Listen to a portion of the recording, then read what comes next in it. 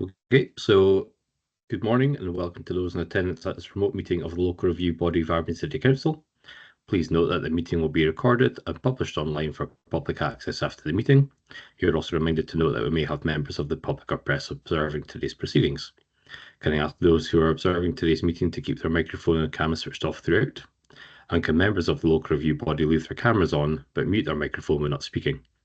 As the local review body contains quasi-judicial business, members are reminded that they should not leave the meeting during consideration of any of these reviews.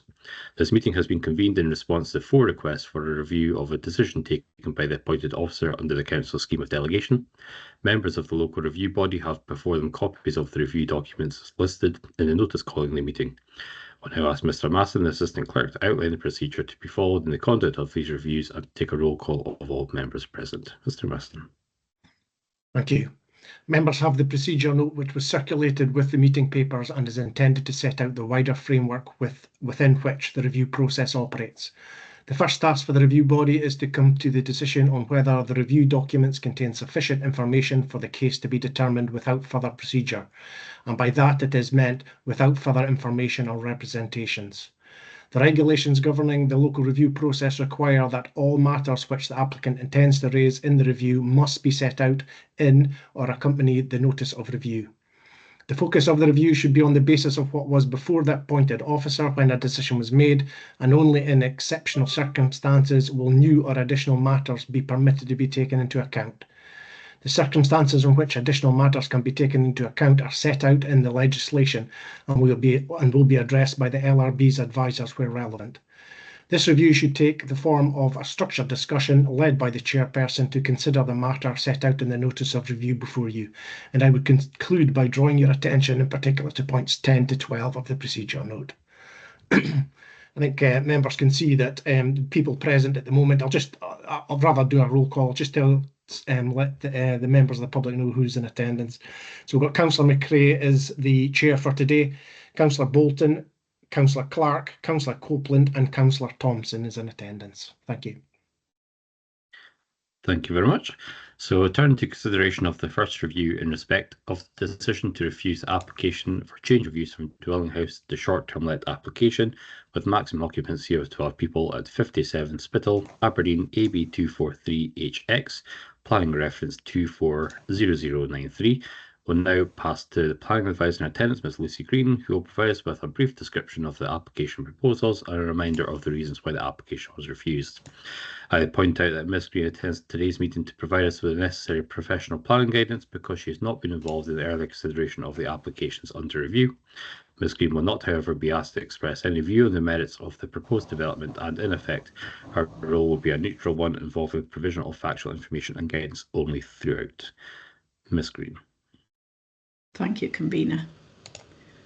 I'll just share my presentation. Okay. So this relates to a request for review against refusal of the application under delegated powers, and the applicants indicated that there are no new matters been raised in the review submissions. In terms of procedure, the applicant has expressed the view that the review should not proceed on the basis of the information submitted, as they would like to have the chance to make their case in person. So I'll proceed to provide some background to the case before handing back to members to decide how to proceed. So this is the location plan, and the site relates to 57 Spittal, which is located here on the Spittal, just to the north of the junction with Froghall Terrace and Merkland Road. That's the front of the property on the Spittal. It's a 2.5-storey house in the old Aberdeen conservation area. And the submissions state that the garage functions as a store as it's of insufficient size to store a car. This is taken from Google Maps and shows the rear of the property just there in the garden.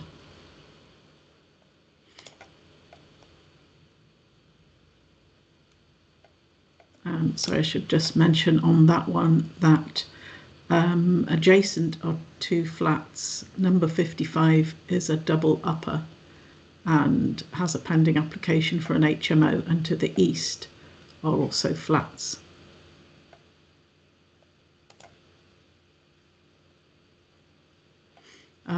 So this is the ground floor plan, showing bedrooms and the garage. The first floor plan.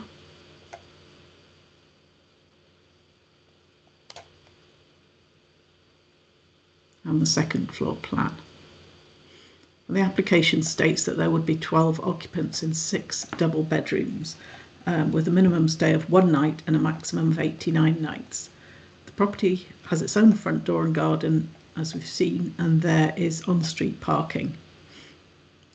The form states that the property has been in use since 2018, and it is available to book on a website, although there are no bookings allowed after the 23rd of December when I had a look yesterday.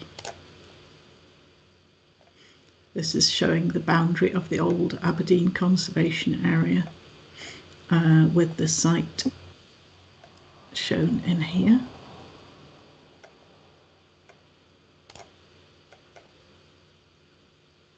So turning to the reasons for the decision, it states that the short-term let with the maximum occupancy of 12 people would have a significant adverse impact on the amenity to the neighbouring properties in terms of noise and their feelings of safety and security, and that it would be in direct conflict with adjacent land uses, therefore, and that therefore the proposal conflicts with policies 14 on design in NPF 4, as well as H2, which is the zoning policy, mixed use areas, that's local plan policy, policy D1 on quality placemaking in the local plan, and D2 on amenity.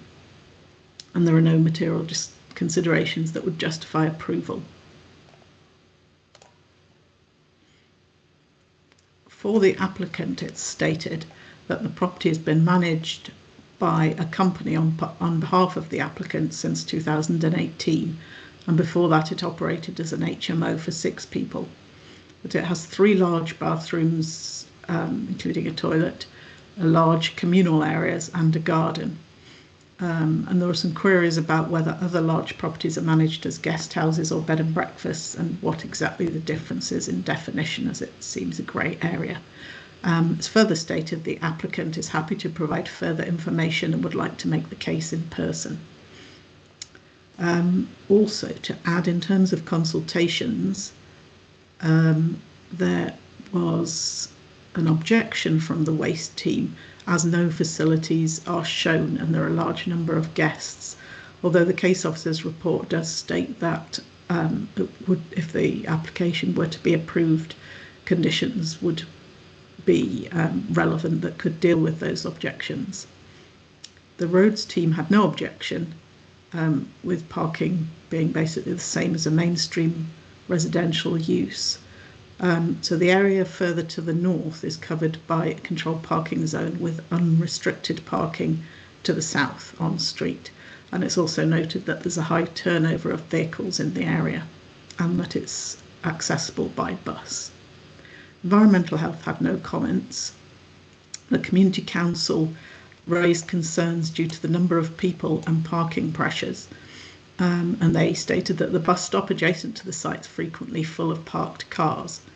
They were also concerned with community erosion, and they stated that the Aberdeen planning guidance doesn't limit short-term lets as it does for HMOs. Finally, before I hand back, there were 2 representations, and I've just summarised the points they made on this slide. That there are already numerous houses of multiple occupation and student flats in the vicinity, and the introduction of this short-term let with up to 12 transient tenants would further erode the amenity of the area. That short-term tenants who are not invested in the neighbourhood are likely to have a negative impact on the character of the conservation area. That there's potential for noise disturbance and antisocial activities which would have an adverse impact on permanent residents and undermine their sense of security and belonging to their neighbourhood. Also stated that the proposal would exacerbate waste disposal problems and parking problems, and that the dwelling house appears to be far too small to accommodate 12 people.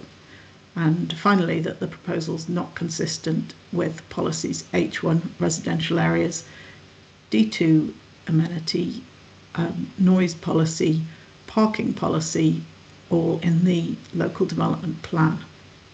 So at that point, I'll hand back to you, convener, for members to decide how to proceed. Thank you very much. So we now need to consider whether we have sufficient information in front of us today to take a decision on the application. Members, reminder that if you do not feel you have sufficient information to take a decision on any of the applications today, you can request a further written information to be provided, hearings to be arranged, or a site visit to be undertaken. At the moment, I feel I have sufficient information to proceed, but we'll quickly go around the room. Councillor Copeland. Agreed. Councillor Clark. Likewise with yourself. Councillor Thompson. Agreed. And Councillor Bolton. Yeah, I think we've got enough information to proceed today. Thank you. Thank you. So as we have sufficient information, we'll pass back to Ms. Lucy Green, who will take us through the relevant policies in relation to the refusal of the application. Thank you. I'll just look at the policies in National Planning Framework 4. So policies 1, 2 and 3 are relevant to all applications relating to climate change and mitigation, biodiversity. Policy 7 on historic assets seeks to protect the character of the conservation area. And policy 13 states that developments should be accessible by public transport and active travel. And I'll move on to the other policies on the following slides. So looking at policy 30 on tourism, section B here looks at tourism related development and what factors can be taken into account.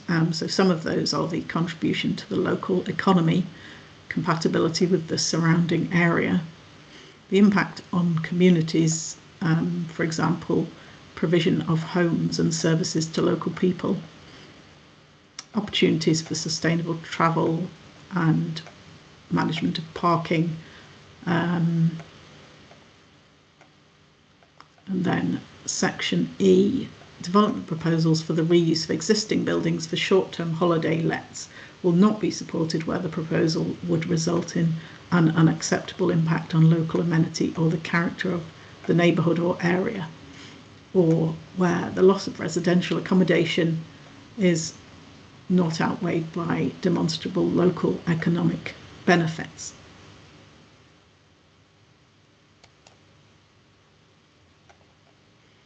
So I'll just move on to the local development plan policies and the sites zoned within a mixed use area. And I'll cover that policy on the next slide. Policy D1 I will also cover on a slide on design in a moment. And policy D6, as per the policy in NPF 4, seeks to protect the character of the conservation area. Policy D2 looks at amenity for existing residential occupiers, and policy R5 requires that suitable waste management facilities are in place for development. Policy T2 and T3 relate to the development being accessible by sustainable means of transport and then appropriate levels of parking being provided. And finally, VC2, proposals should complement existing visitor facilities in the city centre and be sequentially located in the city centre. And there's also the short-term lets APG. So looking at policy H2, Proposals for change of use within mixed-use areas should take into account existing uses in the surrounding area and avoid direct conflict with those. So where new commercial uses are deemed appropriate, the development should not adversely affect the amenity of people living and working in the area. So in considering amenity of neighbours, the sorts of issues taken into account might be the comings and goings of visitors and cleaners, noise from custom activities, disturbance to privacy and perceived impact on security. And the numbers of visitors using the flat are also a consideration. So I've put together this slide on the APG short-term lets, which lists the considerations for a planning application for short-term lets, and the relevant factors in this case I've just highlighted: the maximum number of guests, whether it's a short-term let on a full-time or part-time basis, which this one is a full-time basis, parking arrangements and waste arrangements. And just moving on to cover design policy. This is for both policy D1 in the local development plan and 14 in NPF 4. And they both have 6 essential qualities, which are slightly different between the two policies, but both cover very similar categories. There's developments should feel safe and welcoming in terms of healthy quality. And in terms of resource efficiency and sustainability, consideration of the active local economy and also community and local living.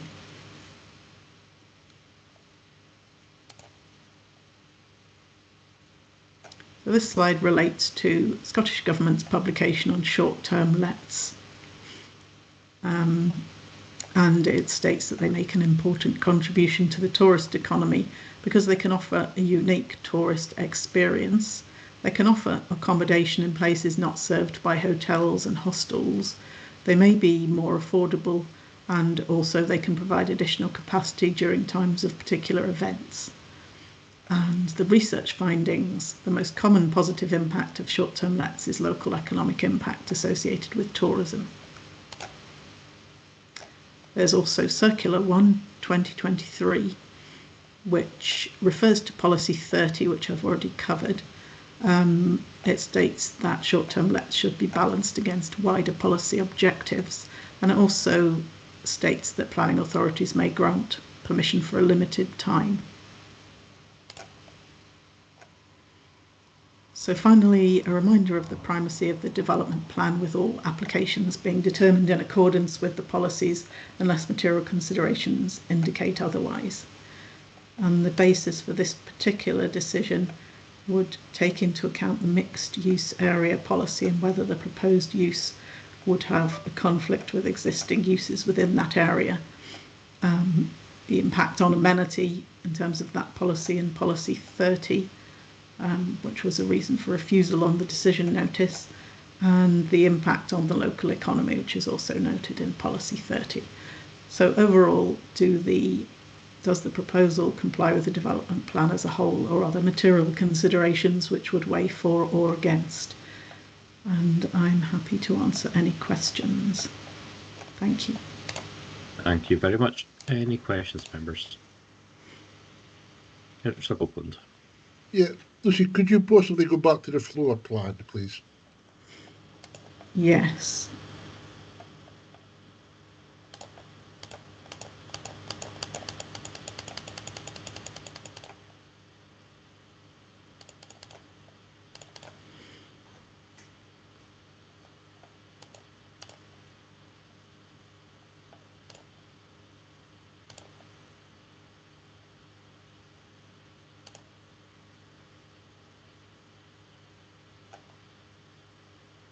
The ground floor. Yeah. Moving on. First and the second floor. Right. That's fine, thank you. Very much. Any further questions? Councillor Thompson. Thanks, Convener.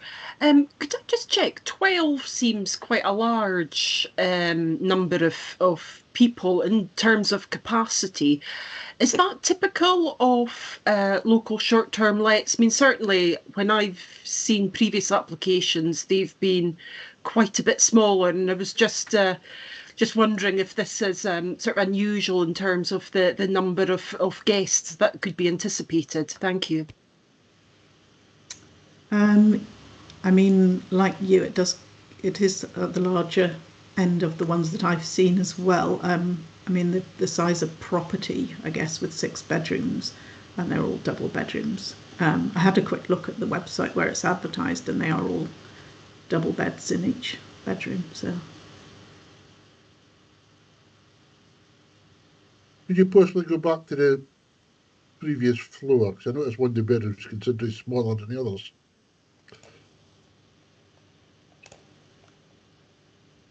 Yeah, that one there. Bedroom at the front.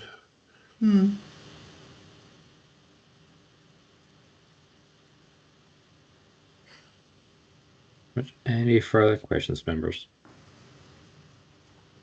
Nope, not seeing any hands. Okay, so in accordance with the procedural note circulated, the local review body will now discuss and decide on the manner in which the review is to proceed. I would highlight that all representations relating to the case have been considered and taken into account. Determination, members. Going by the information that we've been received in terms of the contentions with policies H2 and policy 30 as well as APG, I'm falling on the side of upholding the officer's recommendations on this regard. I'm just wondering what others think in the room. Yeah. Councillor Bolton? Yeah, I would conclude with yourself, Convener. I think that, you know, one of the major things here for me is the balance of the community versus the transient nature of the people living there. And I think that the officer has come down, I think, very balanced on this one. So I'd be supporting yourself upholding the officer's recommendation. Thank you. Okay, thank you very much. We'll just quickly go around the room and see if anyone else is otherwise minded. Councillor Copeland. I'm with you, Convener, on this one. I'd uphold the officer's recommendations. Thank you. Councillor Clark. I'm with you, Convener. Thank you. Councillor Thompson. Yes, I would agree. Like Councillor Bolton, I would have concerns around the balance of the number of guests versus the surrounding sort of permanent residents as well. Thank you.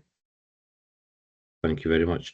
Therefore, the local review body has therefore agreed to unanimously uphold the decision of the appointed officer, and therefore the application is refused. Please note a decision notice of today's meeting will be issued to the applicant or agent in the forthcoming days. Thank you very much, members. So, turning to consideration of the second review in respect of a decision to refuse the application, which is a change of use from Class 10 non-residential institutions to Class 4 business, erection of replacement extension, alterations to door and associated works at Kingswells House, Skene Road, Aberdeen, AB 15 8PJ. Applying reference 231380 will now pass back to Ms Green, who will take us through the brief description of the application proposal and a reminder to the reasons why the application was approved conditionally.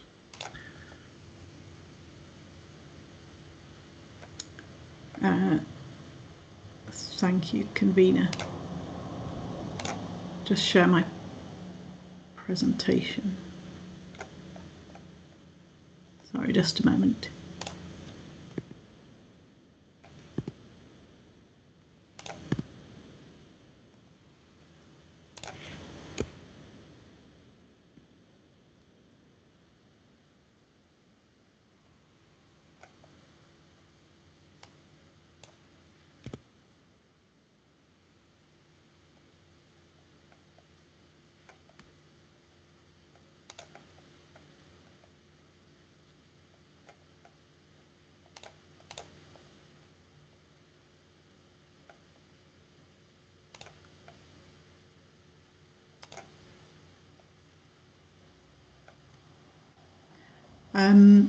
So this is a request for review against an application refused under delegated powers for the application at Kingswells House.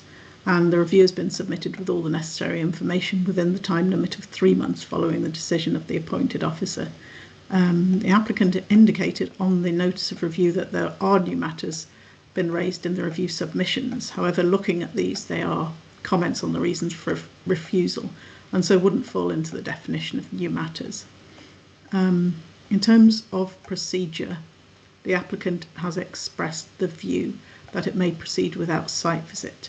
So I'll provide some background to the cases before handing back to members to decide how to proceed.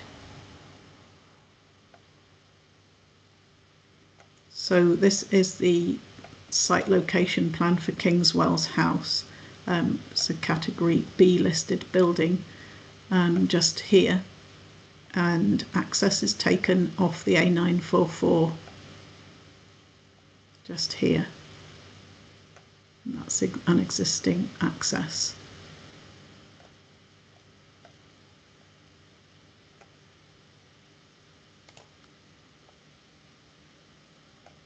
And this is taken from Google Maps. Again, there's the house there and the access. And it was last used as a spiritual retreat under Class 10 of the Use Classes Order. So it lies adjacent to Prime 4, which is all the offices in this surrounding area. To the west is a woodland protected by TPO, and also to the west is undeveloped land, which is part of Prime 4. Prior to the most recent use as a rural retreat, it was used as a house. So this is a 3D image taken from Google. It's category B listed, as I mentioned, and lies within a site of 1.89 hectares. So the earliest part dates from around the 17th century, with alterations in the 18th, 19th and 20th centuries. It's granite, 2.5 stories with harling and a slate roof. It has 1 and 1.5 story offshoots and a single story projection to the north and northwest, which is also granite and harled and currently contains garages.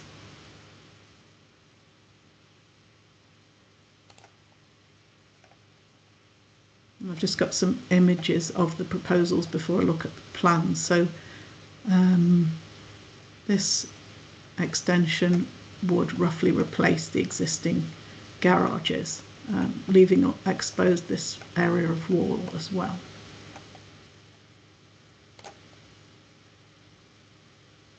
So further images.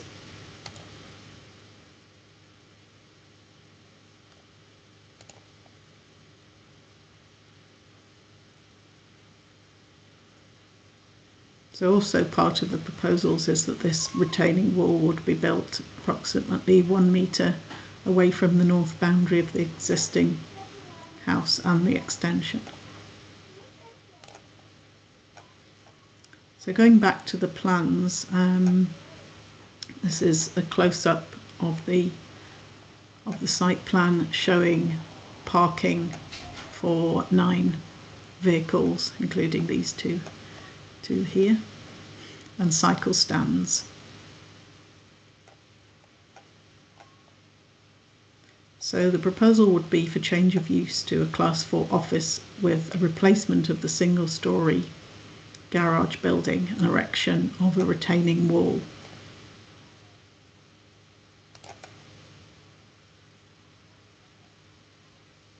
And then this is looking at the access points.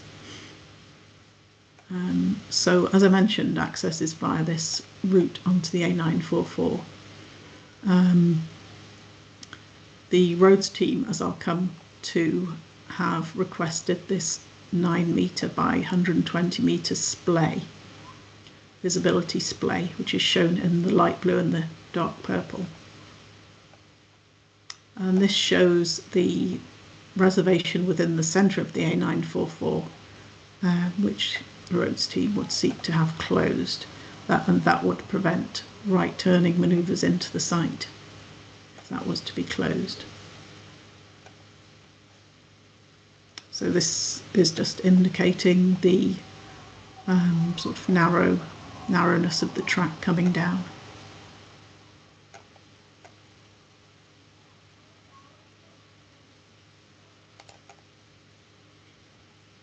So looking at proposals, this is a ground floor plan, and you can see in red the existing garage building, which would be demolished. And it has solid granite hulled walls that are demarked there. And this extension would be erected with a glazed door here. Links into the existing building, and then it would provide office space within the extension.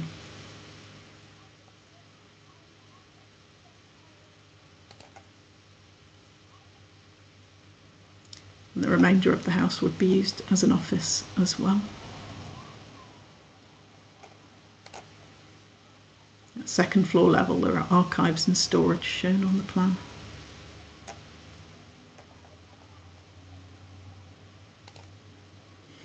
Looking at the elevations, this is the proposed west elevation, and it also notes materials for the extension with the walls in a zinc cladding, and also vertical timber cladding, single ply membrane roof with a zinc trim, and windows in aluminium.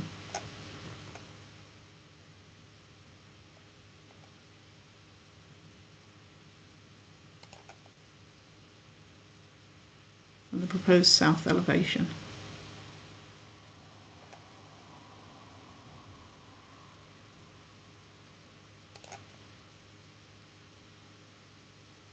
And this is the section so that you can see the glazed doorway there.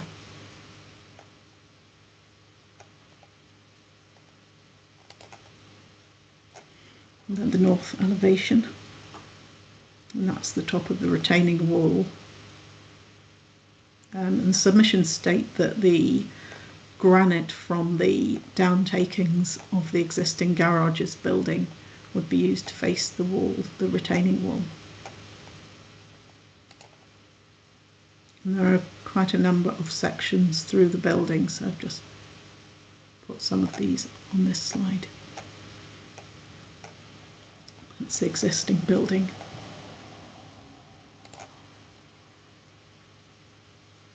And then proposed section through the extension of the existing building.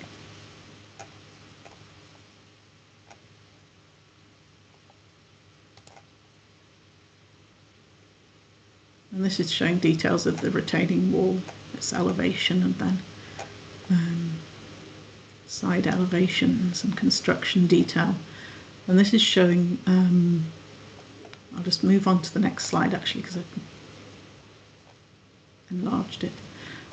So it's showing the detail of the door into the extension. So this is the side of the existing building, and this is the extension. And it's just showing the construction detail of how that would be installed.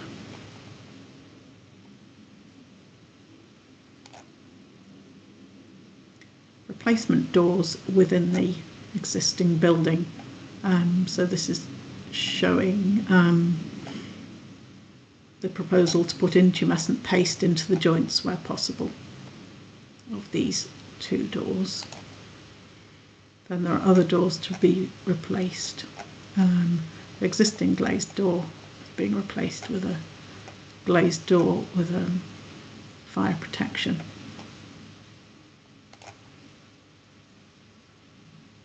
And then similarly, non-original door being replaced with a glazed door.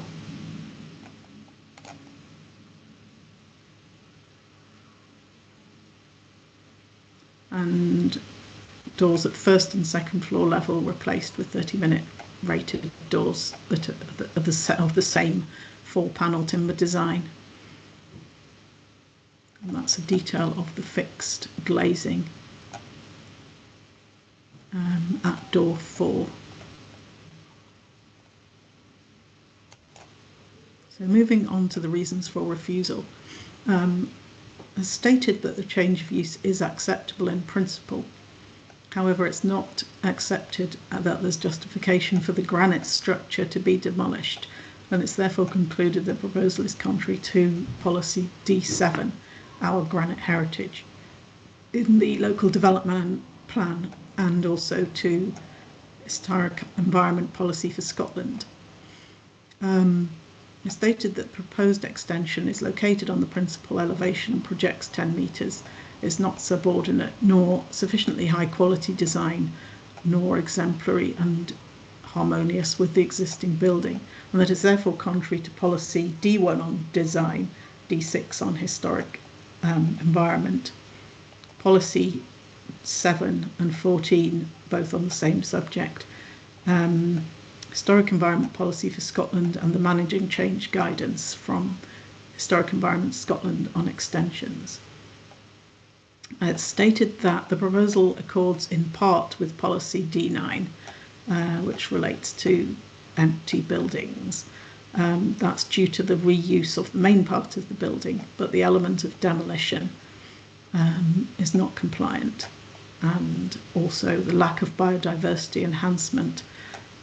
So overall, the proposal hasn't complied with policies 1, 2 and 3, which are climate change mitigation and biodiversity enhancement, as well as policy 12 on zero waste. And that's because of the demolition being the sort of last resort.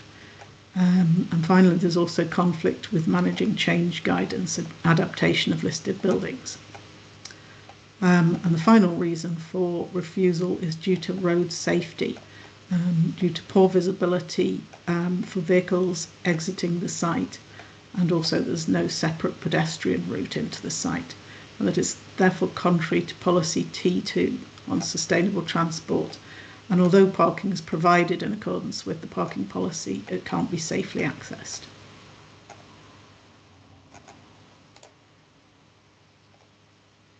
So for the applicant's case, they make the point that the proposal complies in terms of the tree and natural heritage policies, the principle of the use, waste storage and collection, that the listed building consent was refused and has been appealed to the DPEA, and a site visit has taken place for that with the target decision the 18th of December. The historic application for Class 10 involves small meetings with a maximum of 12 people, and there would be a maximum of 8 people residing plus a caretaker. So the applicant equates this to 20 comings and goings from site per day and possibly more. It makes the comparison with the proposed use. In terms of the visibility splay, that a 9 metre by 120 metre splay is required, whilst it's pointed out that the existing junction can continue in use. And due to the sale by the previous owner, the ownership of the land to either side is owned by another party. So the applicant owns only the width of the junction.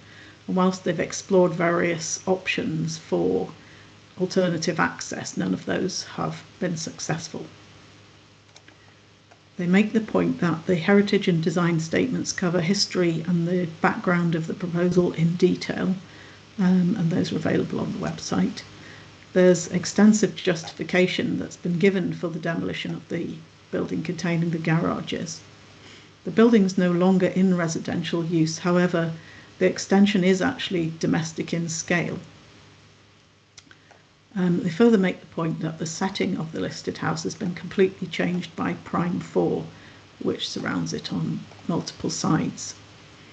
And they also state that it wasn't made clear to them that the proposal was contrary to the policies that I've listed there, and they didn't have a chance to comment on that prior to determination.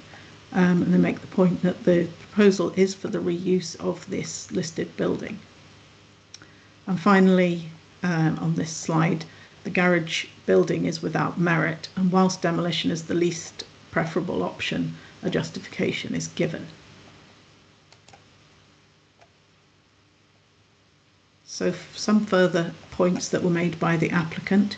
The granite material from the demolition would be reused in the retaining wall. The justifications have been given throughout the process, and that the reuse of the granite complies with policy D7 and managing change guidance on extensions, and that Historic Environment Scotland do not object to the listed building consent. The proposal secures the long-term future of the building and the economic implications of the building being unable to adapt. The needs of the business that would be the subject of this application have not been recognised. And finally, amendments have been made to the proposal, including reducing the size of the link and also to the roof. So I'll just mention the consultations before handing back. The roads team object to the application. As I mentioned, they state that the access is far below current standards in terms of the visibility splay, with access being onto a busy road with a well-used footpath and cycle path along the edge of the road. And there's a safety concern for vehicles entering and exiting. The splays cannot be achieved, and it's not accepted that road safety concerns should be relaxed.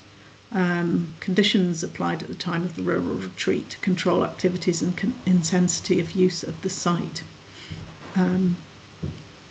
So in terms of the safety concern, there is also the potential for use of the existing gap in the central reservation, and that would permit right turns into the site.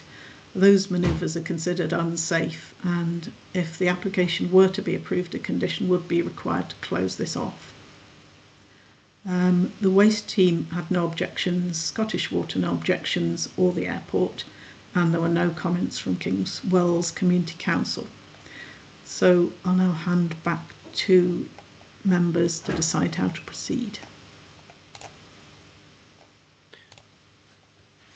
Thank you very much. Just before we proceed, there was a discrepancy in one of the documents that I've got here to say that the application was approved conditionally. It has not been approved conditionally, it has been refused, and this is why we're here today to discuss further. So just want to point that out now before there's any questions come back on that. So we now need to consider whether we have sufficient information in front of us today to take a decision on the application. Members, reminder, if you do not feel you have sufficient information, we can request further written information to be provided, hearings to be arranged, or a site visit to be undertaken. At the moment, I feel we have sufficient information to proceed. We'll just quickly go around the room. Councillor Bolton. Likewise, I think we've got the information we need today. Thank you. Absolutely. Councillor Thompson. Yes, happy to proceed. Thank you. Councillor Clark. Happy to proceed. Thank you. Councillor Copeland. Agreed. Thank you. So as we have sufficient information to take a decision, we'll pass back to Ms Green, who will take us through the policies and considerations for this review. Thank you, Convener. So these are the relevant policies from NPF 4. Policies 1 and 2 gives a significant weight to the climate and nature crises and climate mitigation. And policy 3, requires biodiversity gain for all proposals. Policy 14 relates to design and is similar to policies in the LDP, which I'll cover further in a moment. Similarly, policy 7, I'll have a look in more detail at the historic environment issues in a moment. Policy 9 supports reuse of buildings, but it does state that demolition is the least preferred option. And similarly, policy 12 states that demolition should be minimised. And finally, policy 26 refers to business uses within sites zoned for such uses.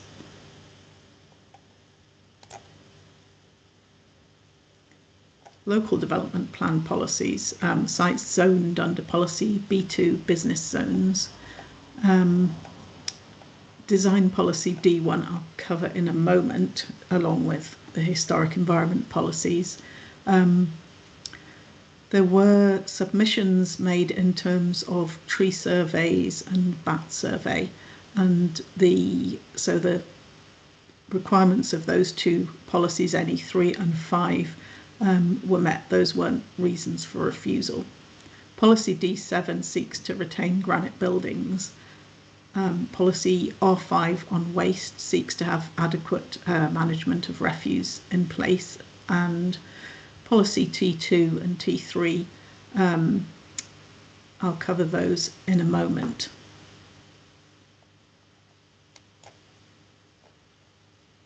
So just looking at the road safety issue, that would come under policy T2, which requires safe access to new development by a range of transport modes. And then policy D7 on granite. Proposals to demolish granite buildings will not normally be granted planning permission, including partial demolition. And so a look at policy D6 on the historic environment, where development must protect, preserve and enhance the historic environment. And there'll be a presumption in favour of retention and reuse of historic environment, with new development must be designed to respect the character, appearance and setting of the historic environment and protect the special historic interest of listed buildings.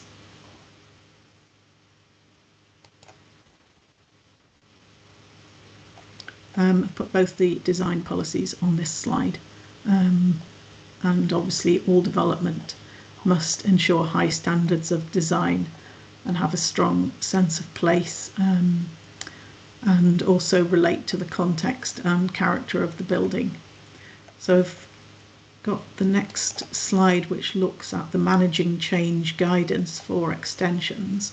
Now the general guidance is here and relates to protecting the character and appearance of the building. Extensions should be subordinate in scale and form, located on secondary elevations and designed in a high quality manner with appropriate materials. So the submissions refer to assertive contrast, and that is defined as affirming the new as a more or less equal partner to the old. With new and old combined, there should be a greater lasting value than either on its own. And this demands higher quality new work that would more than would be found in an isolated new building, with the presence of the existing building, the listed building, raising the game for the new build. So looking further at the general principles here, the relevant ones are that the extension should play a subordinate role. It shouldn't dominate the original building as a result of its scale, materials or location, and shouldn't overlay the principal elevations. Where an extension is built beside a principal elevation, it should generally be lower, set back behind that facade. An extension that would unbalance a symmetrical elevation and threaten the original design should be avoided. Extensions should be modestly scaled and skillfully sited. The fire escape one is not particularly relevant. So overall, a reminder of the primacy of the development plan, that being NPF4 and the local development plan, and all applications being determined in accordance with the development plan unless material considerations indicate otherwise. So the issues for consideration here is the change of use and the extension and the appropriateness of those in terms of the policies that I've outlined. Also the demolition, is that justified? And then the road safety implications of the use of the access for the use proposed. And overall, does the proposal comply with the development plan, or are there material considerations which would indicate otherwise? And I'm happy to answer any questions. Thank you. Thank you very much. Any questions, members? I know that I've got a few. Councillor Bolton. Thank you, convener. Somebody's got a wood pigeon in their house. I think it's me, actually. It's very nice, actually. Could you bring up the picture of the current extension on the front of the house, please? Yes, was that the Google image? Well, yeah, it was just the one where you saw the whole house with the extension at the front. Just a moment.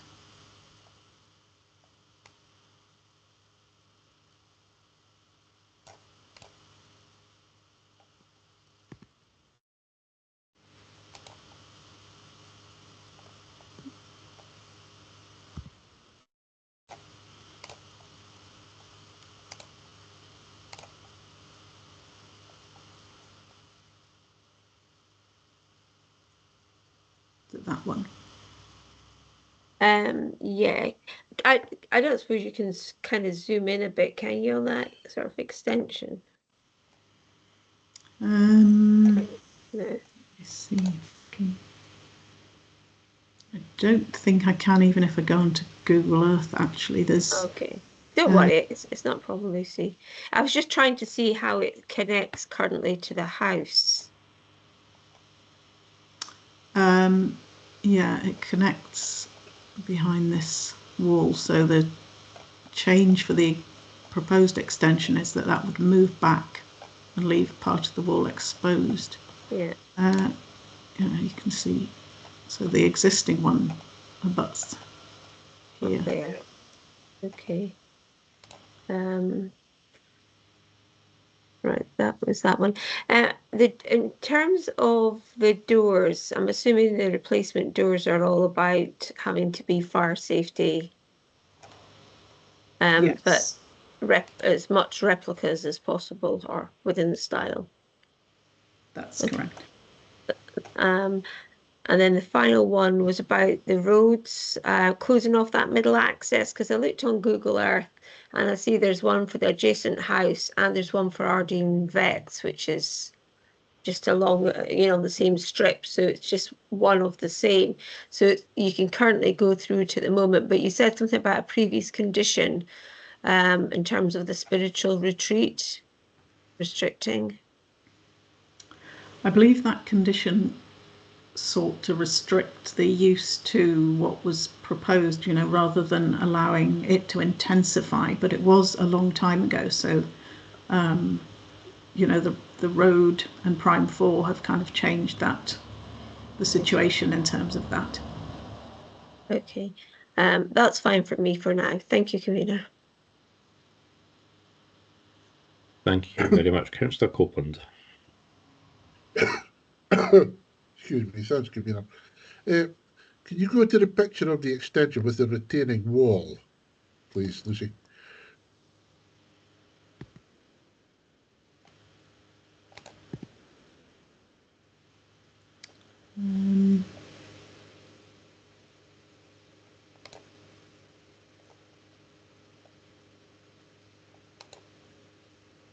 This one? Yes, that's the one. So this wall here, they intend to use the granite from the garage to build that, yes? Yes. That's purely decorative, is it? It's not a site boundary or anything, is it? Well, it's not purely decorative, it's to retain the ground behind, and it extends right across the rear of the house as well. I think its purpose is to help control damp going into the existing sort of end elevation of the house. All right, so am I right in thinking that this extension is actually, I'm trying to work out how to say this. At the moment, this is a garage, a double garage with two white doors, yeah?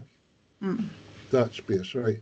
They're actually going to move it back, I think, to bring it level with the end of the other extension. If we look for the top, yeah, Yes. yeah, they're going to move it to coincide with the end of the, yeah, with that. Pull up the the Yeah, that's what I mean. yeah. So it's here. So It is at the moment. that's a bit of wall now that's going to be exposed. Yeah, that's not exposed at the moment. Well, this is the retaining wall here. Yeah. So at the moment, the ground slopes down to this wall. Yeah. And so this has moved back. Yeah. So yeah, there's that. Yeah. Okay. No, that's fine. Thank you. Thank you very much. I think my questions have been mainly covered. I'm just wondering when the garage was actually built. There was a mention that there was a reworking of another existing building on site. So I'm just wondering the sort of timelines around that, to how far this garage goes back.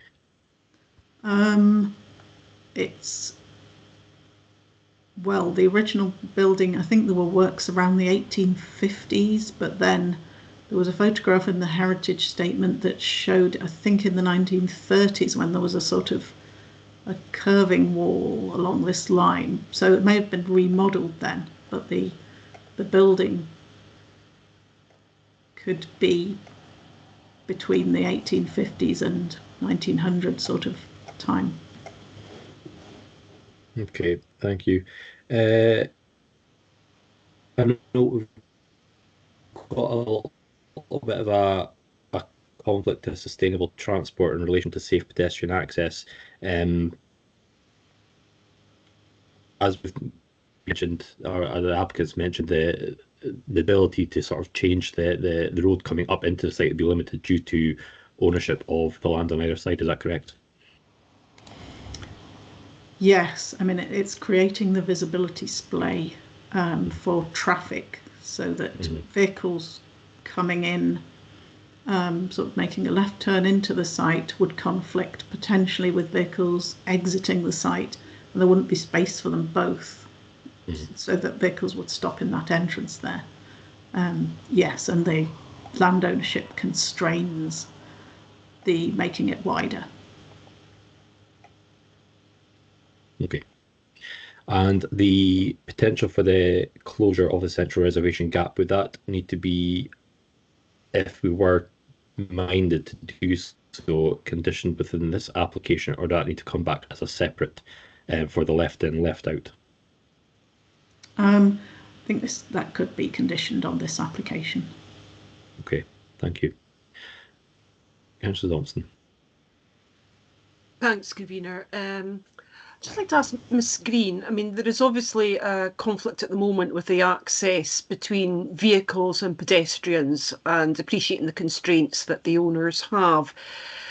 Is there anything that perhaps we could do maybe to make it safer for pedestrians as a planning condition, such as additional lighting or speed restrictions, or would that kind of thing be acceptable to impose as a condition of planning? Thanks. I think you could impose a condition on lighting, because that area is in the ownership. Let me just go back to the plan of the applicants. Yeah, you can see there, we've only got that narrow, so I'm not sure whether lighting could go within the road there, but it could. There's more space for it to be installed along that stretch. So that could potentially be conditioned. Sorry, did you mention something other than lighting? Also mentioned, like speed bumps, sleeping policemen, right, that kind of thing. Just the conflict between vehicles and pedestrians that could arise where the access is quite narrow. Yes, I'm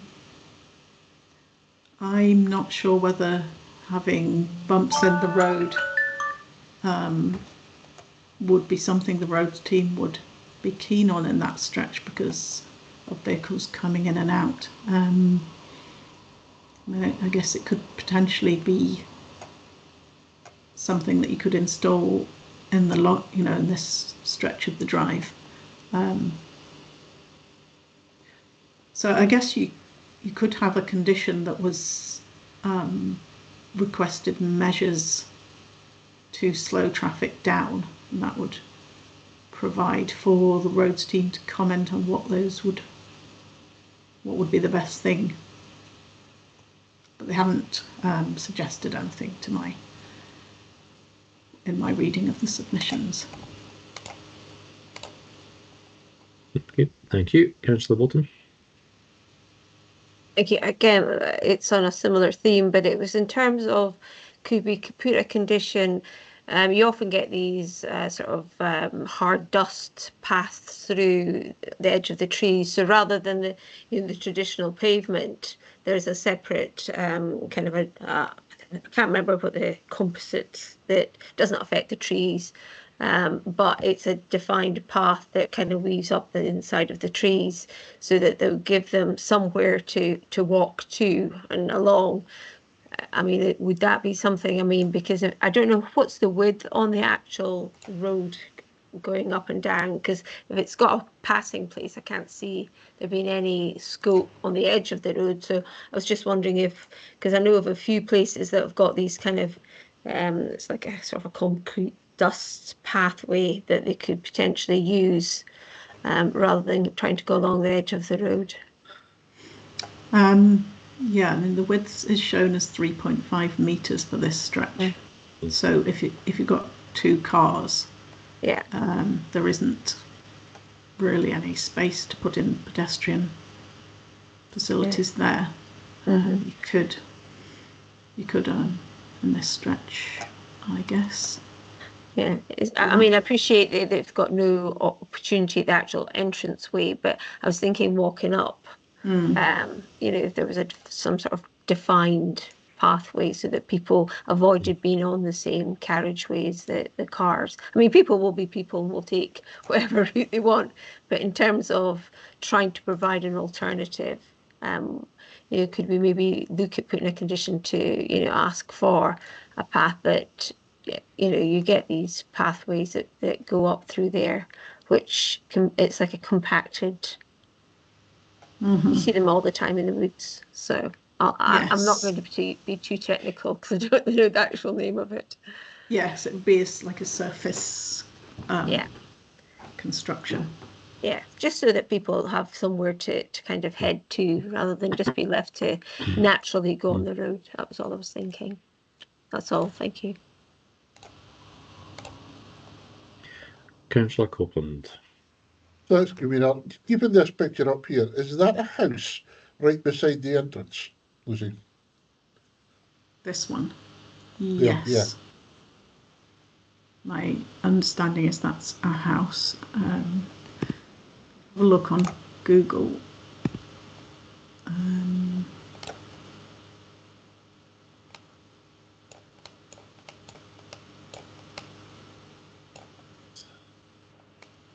That would be it there. Yeah.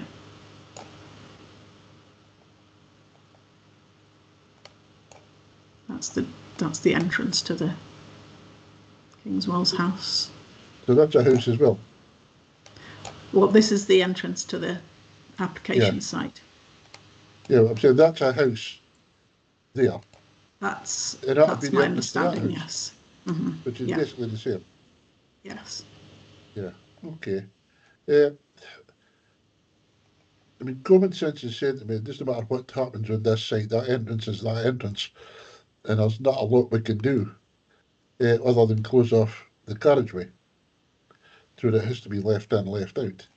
And I suppose it basically just comes down to the actual design of the extension and the materials they're using. The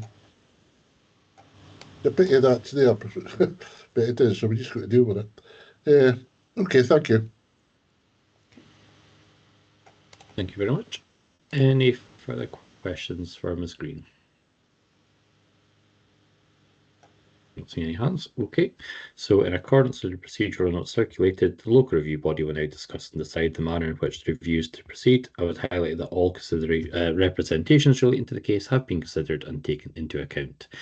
So we'll move on to the termination members. I think in terms of D1 and P4 policy 14 design quality, the assertive contrast of the new extension to the original building, I'm relatively comfortable with that. I think that the original historic nature of the building is there. It's just an extension onto the side that will obviously allow the whatever business is going into there that additional space for office working, and there's enough of a contrast in there that shows the new from the original buildings. I'm quite comfortable in that. My issue is, or not issue, but my concerns is with regards to the access to the A944. I think we sort of teased out through a little bit the questioning there in terms of what we can and can't condition, and in terms of a left and left out. I think Councillor Bolton highlighted there's there's Ardeen House there as well, which has similar conditions or a similar setup with the roads and access to A944 where it is left and left out. So that's where I'm sort of minded to go at the moment. Happy to open up to the room to anyone who wants to come in to sort of add or discuss anything further. Councillor Thompson. Thanks, convener. Yes, I would say certainly the concerns that were raised about the treatment of the extension, I'd be with you in that what is replacing it actually exposes more of the original building and it's set further back, and also that the house will be in use. Like yourself, my main concerns were around the access to it, but given that otherwise alternative options have been explored by the applicant and that otherwise the house might not be sustainable. In addition, I noticed that the applicant had stated that many staff work from home, and if that were to continue, that would certainly help to limit the amount of movements there. So I think with the conditions that we've already mentioned, that yes, I can see that how we could proceed with this one. Thanks.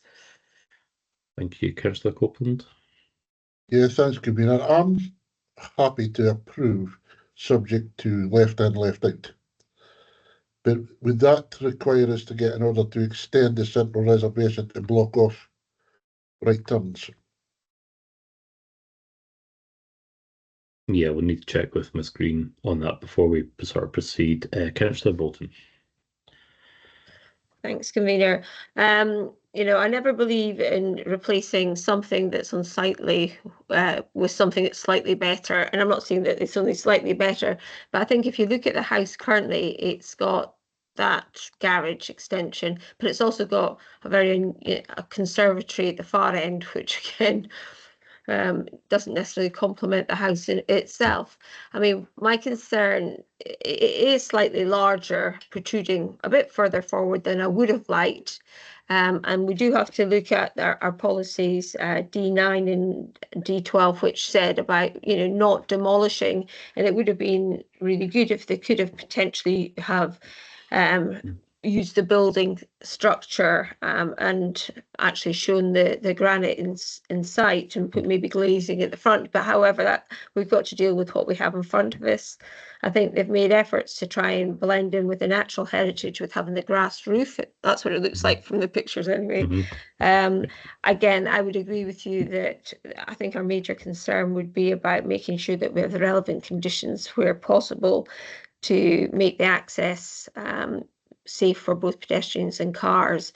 So as long as we can get those in place, and we reuse the granite that we are taking down on site to build that retaining wall so that we comply with as much as possible our D7, our granite heritage. And I'll just leave it at that, Convener. Thank you.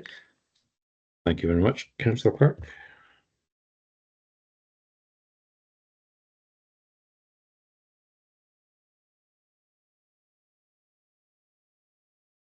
I think you're on mute, Councillor Clark.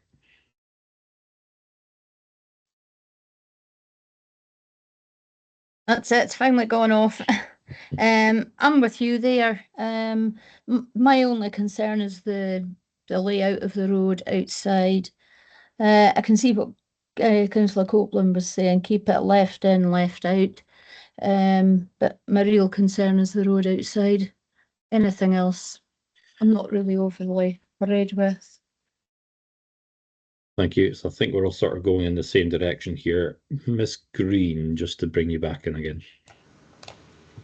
Yeah, I just wanted to clarify. I think it's those images that make it look like a green roof, and it's a single ply membrane roof rather than a green roof.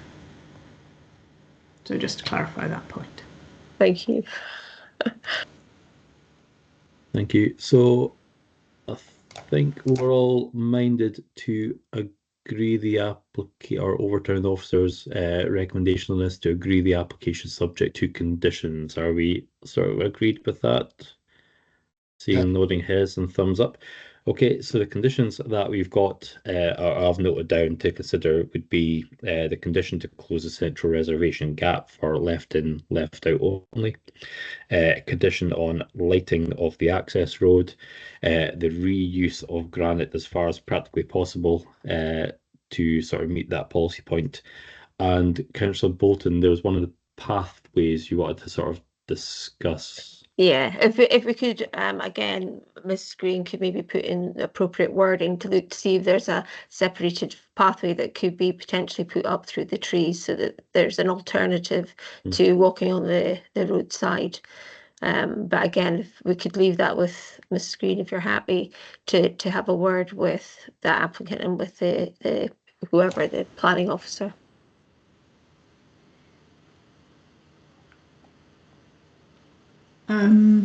So you'd like the condition to be attached, and then for the details of the path to be submitted. Yeah. For discussion with the. Yeah. I know if you wanted me to suggest any other conditions.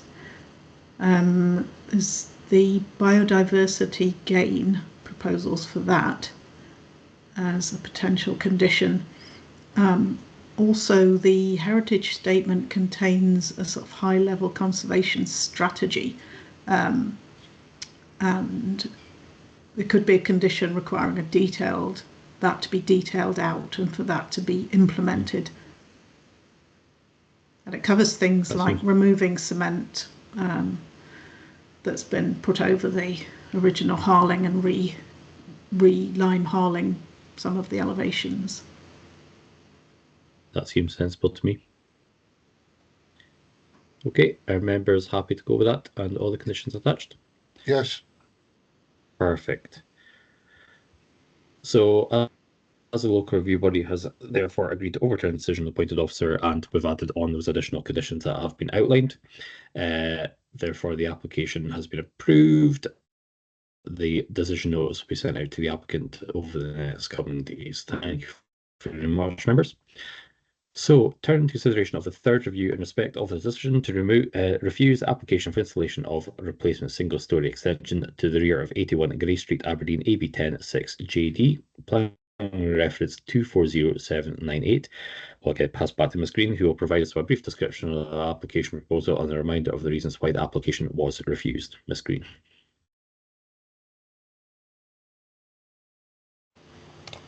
Thank you, convener. I'll just share my screen.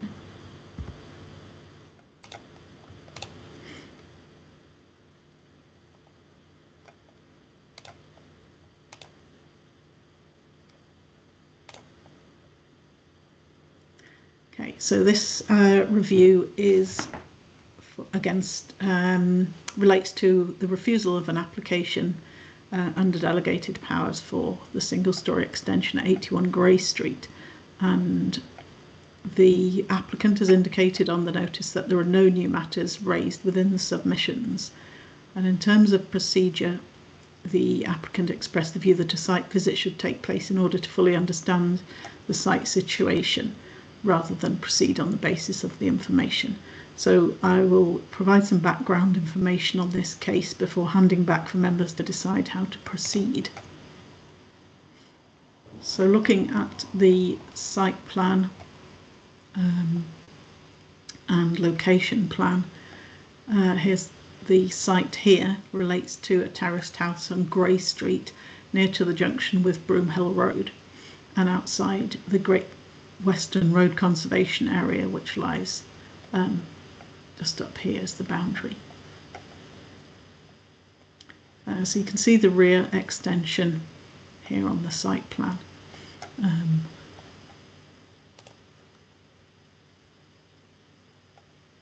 So this is the house as existing.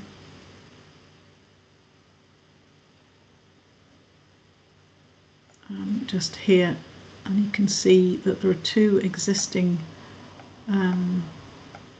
structures at the rear, one on each side of the rear garden.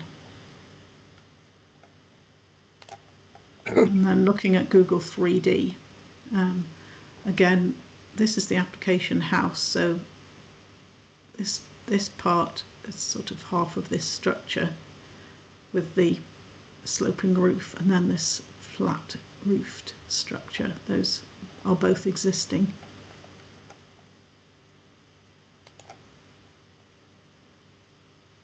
And you can see those on the existing plan. And then on here you can see the outline of the existing two extensions in the red dashed line. So the proposed extension would extend 3 metres beyond the existing on the east side and approximately 2.1 metres on the west side to number 79, which is here. So that's the 3 metres there and 2.1 here.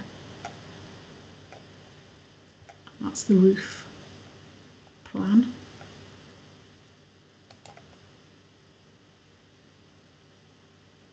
This is just showing down takings. See the existing extensions.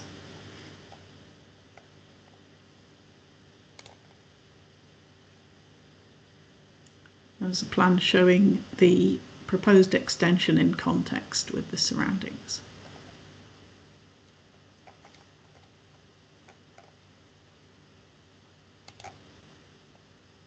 And some images. So this is number 79 Grey Street, which is referred to as here. You can see that the two sort of elements to the extension, two roof planes.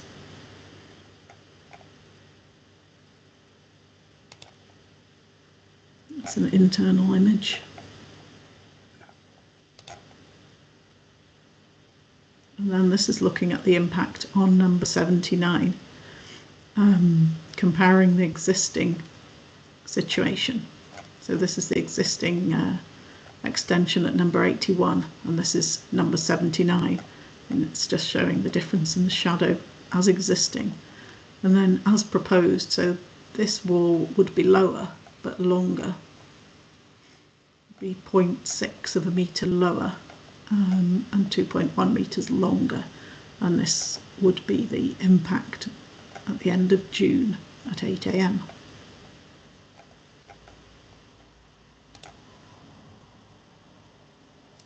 It's the internal one again.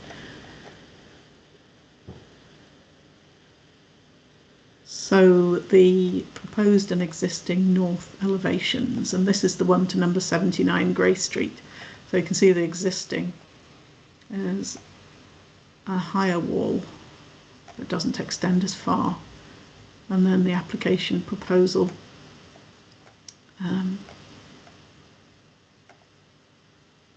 shown here. So this would be a smooth white rendered finish, and then a zinc standing seam finish to the roof. And this is thermopine vertical cladding, which is a timber that's been treated with heat and steam, and it's in mid-grey, and aluminium clad windows in grey.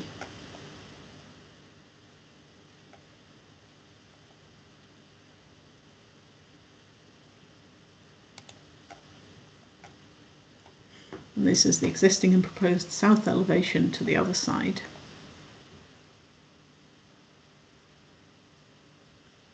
So this is the side of the extension.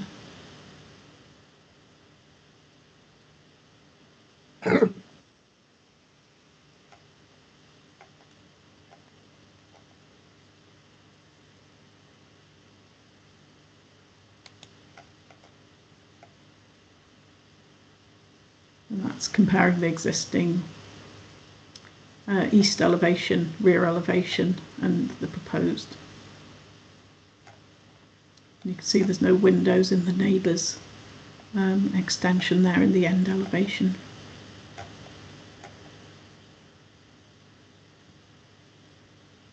Yeah, and this is the vertical timber cladding.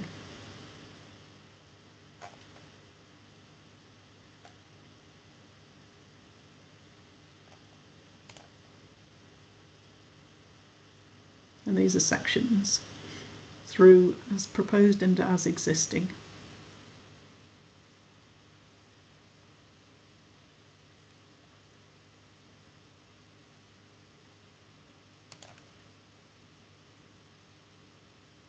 And then looking the other way, section through looking sort of down the garden. So this is number 79 on this side, number 83 on this side, and as existing. And beyond the existing extension, which is why it's not shown here.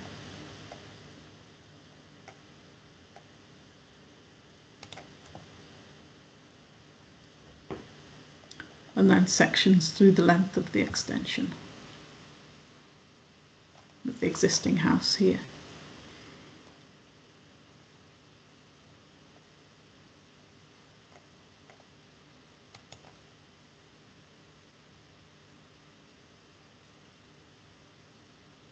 And looking through the other way. So this is looking down sort of the centre of the garden, and you're seeing the existing flat roofed extension and then the replacement, so you can see the neighbour's roof behind.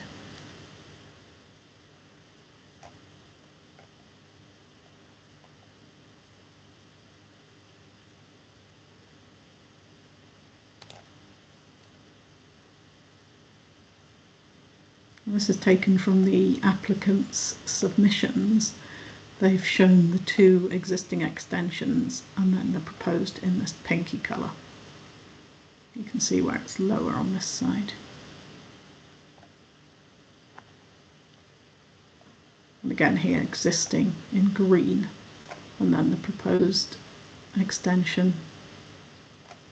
So that's the part of the extension that would be next to number 79 is that section, and then the larger section behind. So reasons for refusal, that the single story extension due to its projection on the northwest elevation would far exceed the criteria in the Householder Development Guide for extensions along mutual boundaries in terraced properties. And the northwest elevation is next, number 79. The projection of the extension would result in an overbearing impact and unacceptable tunnelling effect on the property at number 79, whilst creating further overshadowing of the property. And therefore the proposal doesn't comply with policy 14 on design in NPF 4 and policy 16 on quality homes. And due to the significant adverse impact on the amenity of the neighbouring property, the proposal conflicts with policy H1 residential areas, D1 on design and D2 in amenity in the local development plan. So for the applicant, the applicant in their case summarises the issue of disagreement as whether the proposal would be overbearing and have a tunnelling impact on number 79, and it notes that there's been a recent application approved at number 79 for an extension to the rear across the full width of the plot. They also state that the extension on the north side to number 79 is not considered excessive and would improve the situation with daylighting. And they state that the neighbours at number 79 had written in support. However, it was received after the decision was issued and it's not considered relevant to the decision. So the approved extension at number 79 would remove the gap between the properties. However, this is disregarded by the planning authority as it has not been constructed and might not be. Finally, to mention, Ashley and Broomhill Community Council have made no comments and there are no representations. So at this point, I'll hand back to members to decide how to proceed. Thank you very much. So we now need to consider whether we have sufficient information in front of us today to take a decision on the application. Members are reminded, if you do not feel you have sufficient information to take a decision, we can request further written information be provided, hearings to be arranged, for a site visit to be undertaken. At the moment, I'm content to proceed with information that we have, but we'll quickly go around the room. Councillor Bolton. Sorry. Yeah, I'm content to go ahead with the information we have. Thank you. Thank you. Councillor Copeland. Agreed, go ahead. Thank you. Councillor Clark. Agreed. Go ahead. I'm Thank happy you, to Councillor proceed Thompson. from Councillor Thompson. That's great. So we'll pass back to Ms. Green, who will take us through the relevant procedures and policies. Okay. So policies in NPF 4. Policy 1 and 2 on the climate and nature crises and mitigation and adaptation are overarching and relevant to almost every application, and they require that decisions are made with significant weight being given to the climate crisis and mitigation. And policies 14 on design and 16 on quality homes I'll cover in separate slides. So policy 16, householder development proposals will be supported where they do not have a detrimental impact on the character and environmental quality of the home and surrounding area in terms of size, design and materials, and they don't have a detrimental impact on neighbours in terms of overlooking, overshadowing and physical impact. And also householder development proposals that provide adaptations in response to risks from climate change or relating to people with health conditions that lead to particular accommodation needs will be supported.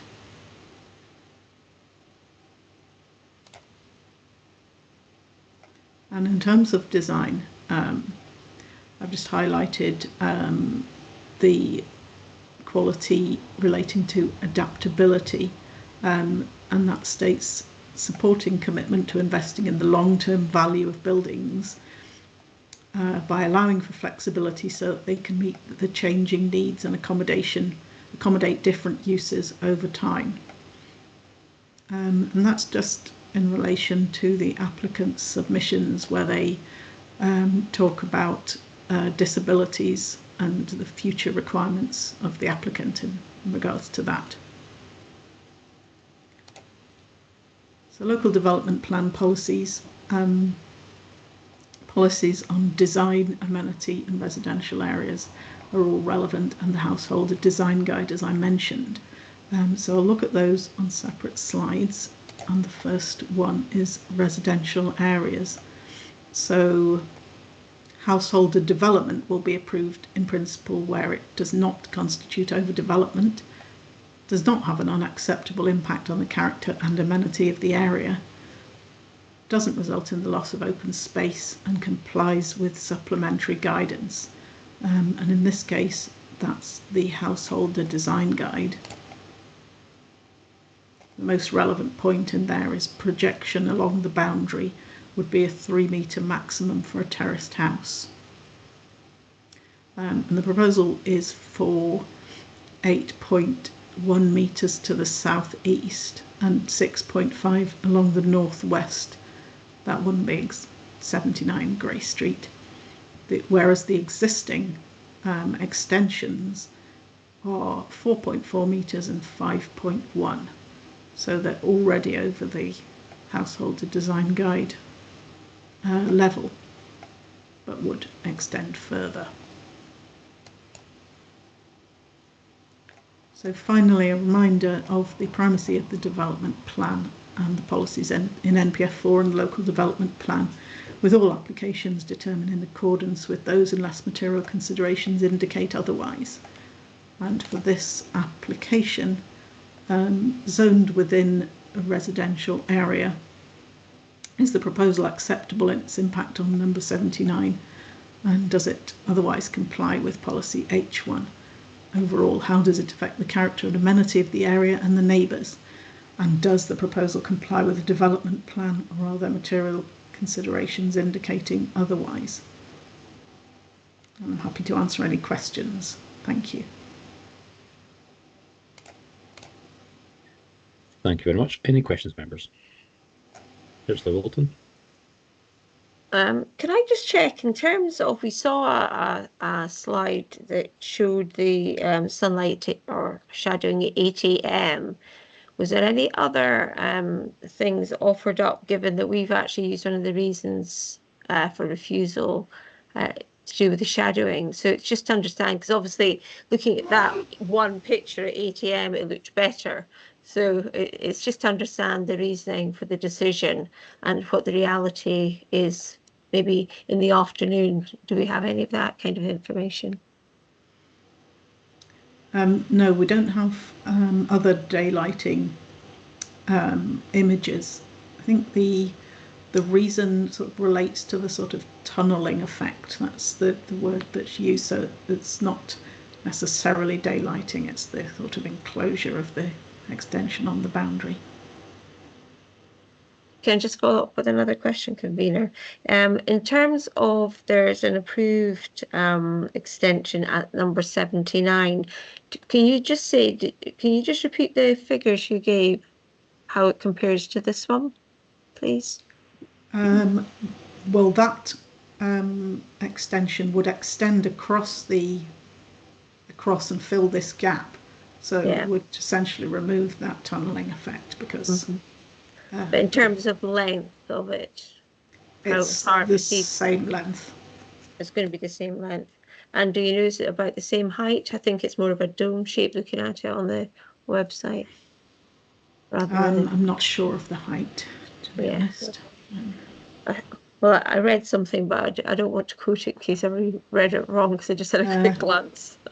I mean, I can pull up the application if you. Yeah, it's okay. It's just I think I've got the height. It was just to make sure that we were comparing, because there's been a lot of reference to 79. I just want to make sure that we're giving due consideration. In terms of the plot sizes, they look very similar. I don't think there's anything majorly differently in size. No. Okay, that's fine for me. Thank you. Just before bringing in Councillor Copeland, it's just continuation of the property at 79. When was the application for 79 approved? It was quite recently. I think it was this year.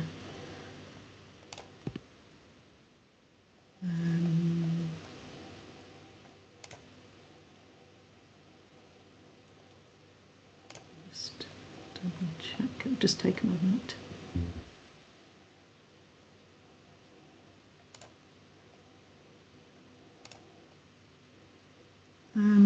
Yeah, it was June this year. Yeah. I'm just trying to think on the route of the tunnelling effect, and I think Councillor Bolt sort of coming with the same aspect of that. If it's quite a recent approval in terms of the not yet constructed, may never be constructed, I think it's probably quite close to the application being approved that construction may still commence. It's sort of in the back of my mind. And the fact that the supporting letter that has come from the next door as well sort of adds to that. Councillor Copeland. Thank you, convener. Could I possibly get the Google picture of the rear of the houses, please? Yes. Just a moment.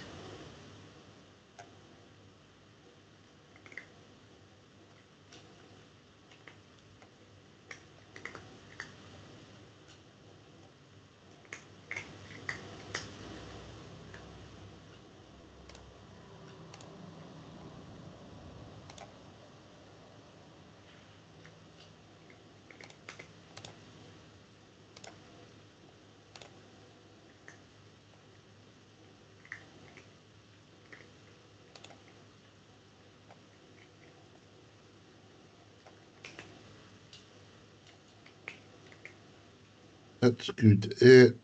Now, basically, they're taking their extension out 2 meters here. It's, let me double check the figures.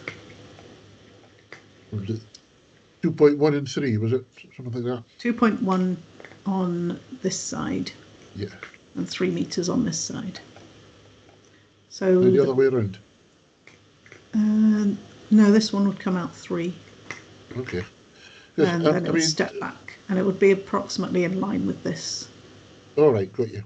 Yeah, so they're basically coming out to the same distance as the neighbour, and this tunnel between them Is this? was the picture we saw for the overshadowing with the sun, for that space in there. Is that right?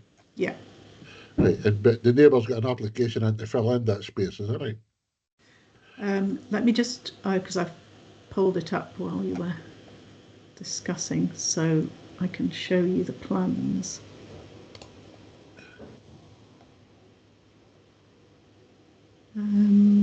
Yeah, so they are filling in this. It's not coming out to the full extent to here. It's filling in that gap with a utility room. Yeah. Yeah, that's fine. That's fine, thank you.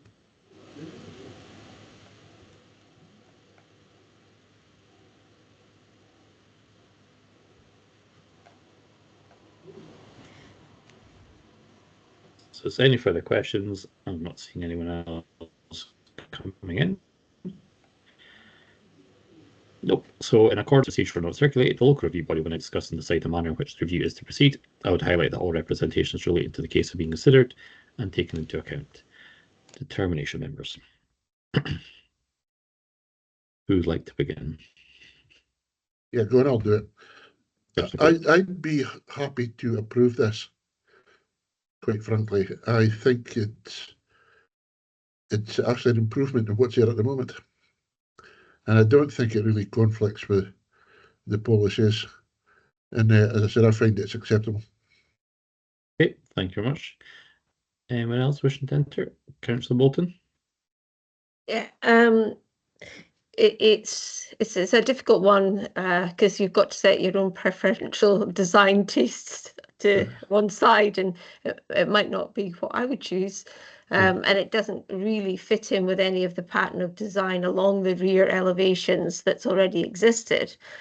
However, is that a good enough reason not to approve it? And and I think sometimes we have to allow, given it's not in a conservation area, a level of personal preference got to prevail as long as it complies in general with the planning policies that we've got before us. It's not. I would have had a bit more concern if number 79 hadn't approval for a larger extension, and we could equally add, yes, they haven't delivered it yet, but it was only June, and trying to get a builder can sometimes be challenging. And again, we could approve this, and again, it might never be delivered. So there could be the same argument there. So as much as as I say, it's maybe not my cup of tea, I can understand that it would be somebody else's, and it's for that reason I think these houses have to be made usable for today's living.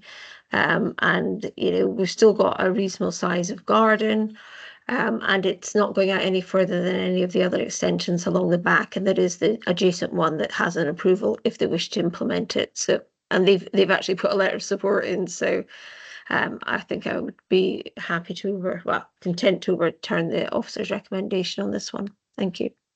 Yes, certainly going by the reason for the decision to refuse, I think they're generally accepting of the design, but it was mainly down to the overbearing impact and acceptable tunneling effect on the neighbouring property, which we've kind of discussed and kind of remedied a little bit.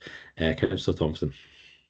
Yes, I would agree with what's been said already. I think since this application was initially considered, the goalposts have moved a bit with number 79 proposing something similar, because I was kind of torn initially about, oh, well, what impact would that have on 79? But as it's already been mentioned, 79 seems to be in support of this, plus they've got their own application approved, which would remove part of the issue that was causing me some concern. So that's my thoughts. Okay, thank you very much. Councillor Clark. I'm happy to approve this today. I feel all the other houses have got extensions. They're all different. They're not exactly the same. And I'm quite happy with it. Okay, thank you very much. I think we're all fairly similarly minded on this one. Agree to overturn? Yes. Okay, so as the local review body has agreed to overturn the decision of the appointed officer, we now need to consider whether any further conditions should be attached to the approval of the application. Does anyone have any conditions they want to discuss, or are they happy just to proceed? Happy to proceed. Just if Miss Green's got anything she'd like to suggest. Materials seem to be quite well detailed on the plans, so I don't think there's anything that I would suggest. Perfect, thank you very much. Therefore, the application has been overturned. Please note, decision notice of today's meeting will be issued to the applicant or agent in the forthcoming days. Councillor Bolton, I believe you're leaving us for the next application. Yes, I am. Okay, thank you very much. Thank you very much Bye. for attending today. Thank you. Okay, Bye. bye. Okay. So turn to consideration of the fourth and final review in respect of the decision to refuse the application for the erection of a two-storey detached dwelling house with integral garage and associated works at land adjacent to Old Fold Farmhouse, Mill Timber, Aberdeen, AB 13 OHQ, planning reference 240463. We'll now pass back to Ms. Green, who will take us through the brief description of the application proposal and a reminder of the reasons why the application was refused. Thank you. You should be seeing my presentation in a moment.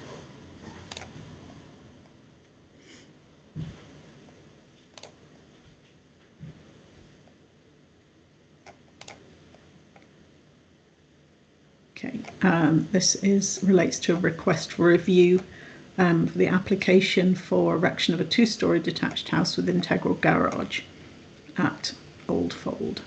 And the applicant has indicated on the notice that there are no new matters been raised in the submissions. And they've also stated that the review may proceed on the basis of the information submitted in their view. So I'll provide some background information before handing back for members to decide how to proceed. So the application relates to a plot of 0.13 hectares in size, and it's currently a grassed paddock here close to the Old Fold development and Torna D residential homes.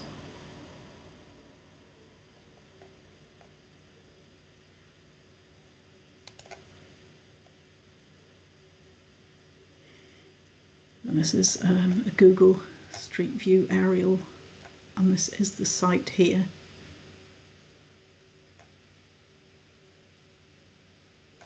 And this is Old Fold farmhouse that's referred to in the submissions, and then the new development in this area around.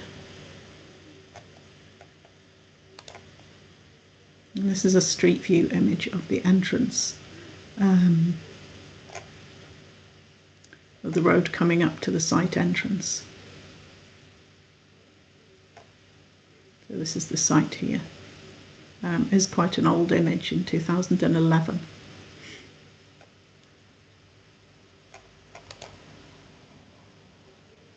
And there's another one showing the site here.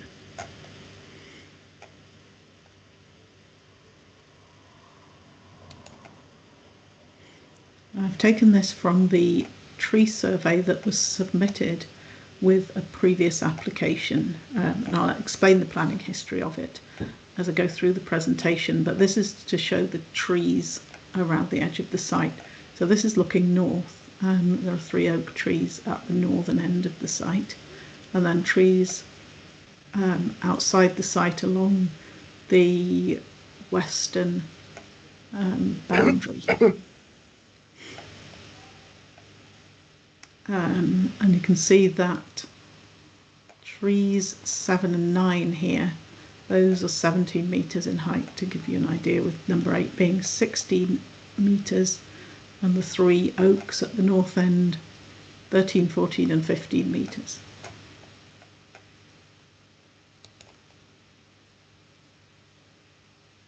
And that's the trees on the site. So the proposal for it is for a detached house. These blue dashed lines show the root protection areas of trees, which are, these ones are outside the site and these ones are within. So you can see this is a patio area at the side of the house. And the drawing also notes that the existing stone walls to the west and north, so here and here, would remain and be made good with timber fences along the south and east boundaries.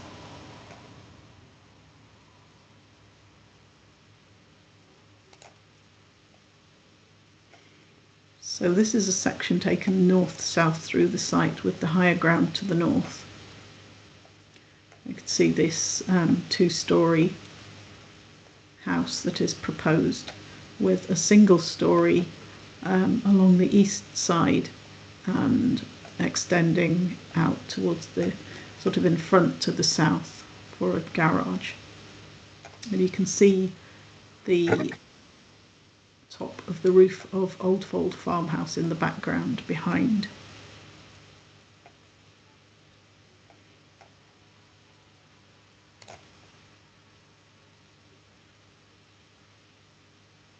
And this is just showing the access into the house and the proposed bin store, and this is showing the route for refuse collection. So this is a collection point.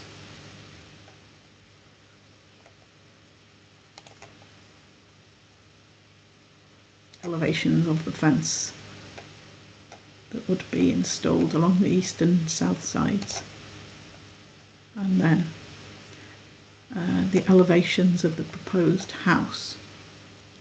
So this is the southeast elevation, which would face the access into the site and the side of the garage. So this would be the southwest elevation, showing the entrance and the garage. And so there is black or dark grey metal corrugated roofing, which extends down over the first floor as well.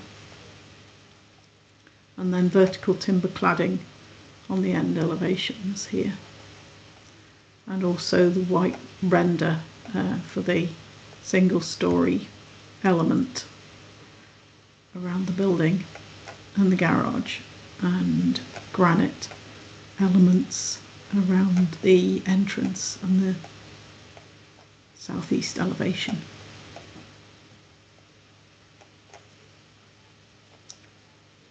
So the ridge height would be 8.3 metres, and at its closest the house would be 2 metres from the boundary with Old Fold farmhouse, the plot of Old Fold farmhouse. And it would have a footprint of 2.11 square metres on a site of 1,300 square metres. So this is where it's 2 metres from the boundary of Old Fold farm plot along here.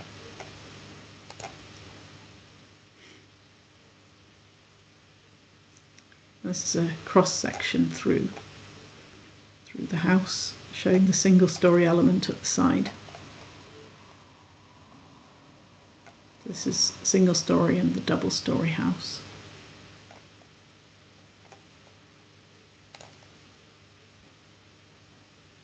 A close up of the plot.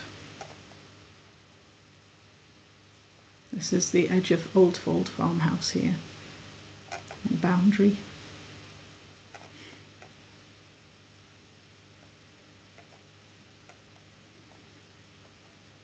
And then there are some images from the architects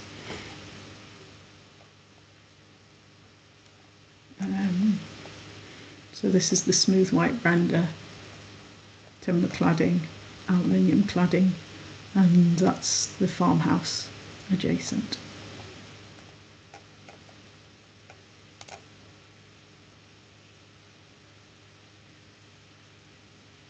So this is looking at the planning history. Planning permission in principle was granted with an indicative plan which showed a house like this on the site. You can see for comparison that's Old Fold Farmhouse.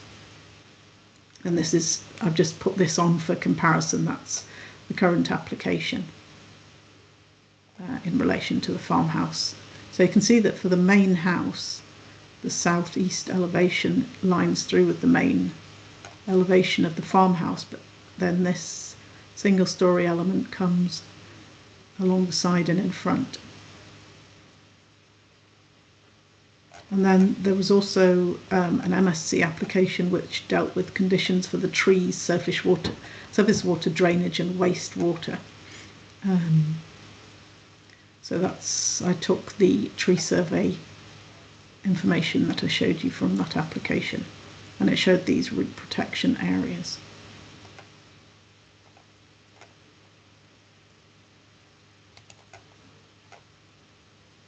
So reasons for refusal.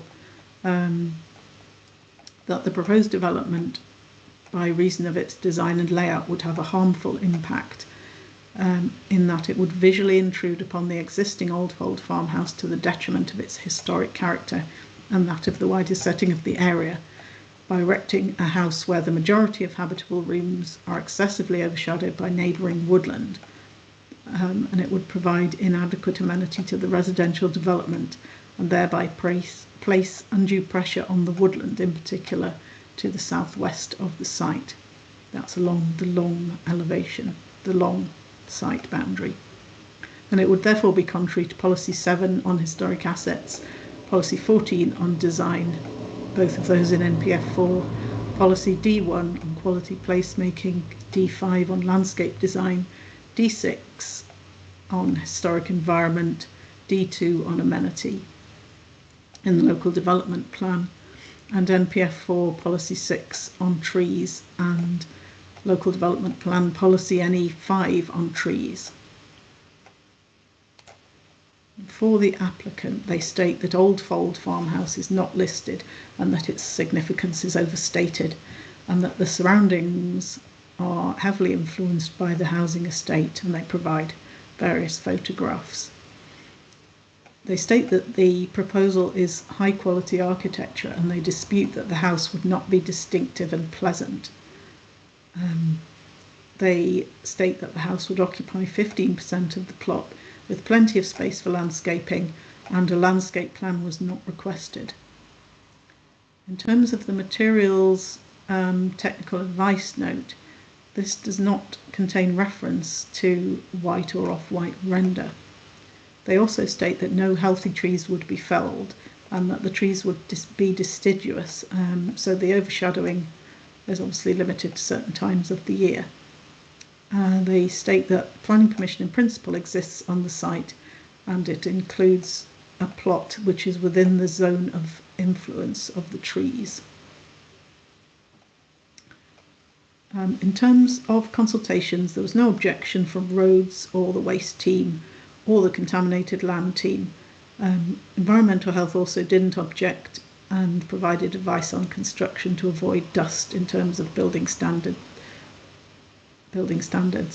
Scottish Water had no objection, and the Community Council, there were no comments received. There was one representation which made points about removing the risk of dust and construction noise. So at this point, I'll hand back to members to decide how to proceed. Thank you very much. So again, we need to consider whether we have sufficient information for us today to take a decision on the application. If we do not feel we have sufficient information, we can request further written information to be provided, hearings to be arranged, or a site visit to be undertaken. At the moment, I'm content to proceed, but we'll quickly go around the room. Councillor Copeland. Yes, Scotland. Thank you. Councillor Clark. Happy to proceed. Thank you. Councillor Thompson. Agreed. Agreed. Thank you very much. So I'll hand back to Ms. Green, who will take us through the relevant policies of the application. Thank you. So the issues for consideration I've just summarised on this slide. The principle of the house on the site, the amenity of residents in the proposed house and also existing neighbours in terms of space, privacy and light, trees and biodiversity, especially in terms of the zone of influence and future growth of the trees, design, the layout in relation to the surroundings and in particular Oldfold farmhouse, and materials, scale, massing and elevational design of both the 2-storey and 1-storey elements of the proposal. So looking at policies in NPF 4, policies 1, 2 and 3 are overarching and relevant to every application. In particular, policy 3 on biodiversity and a net gain in biodiversity is required. Policies on trees I'll look at in a slide in a moment, and similarly historic assets.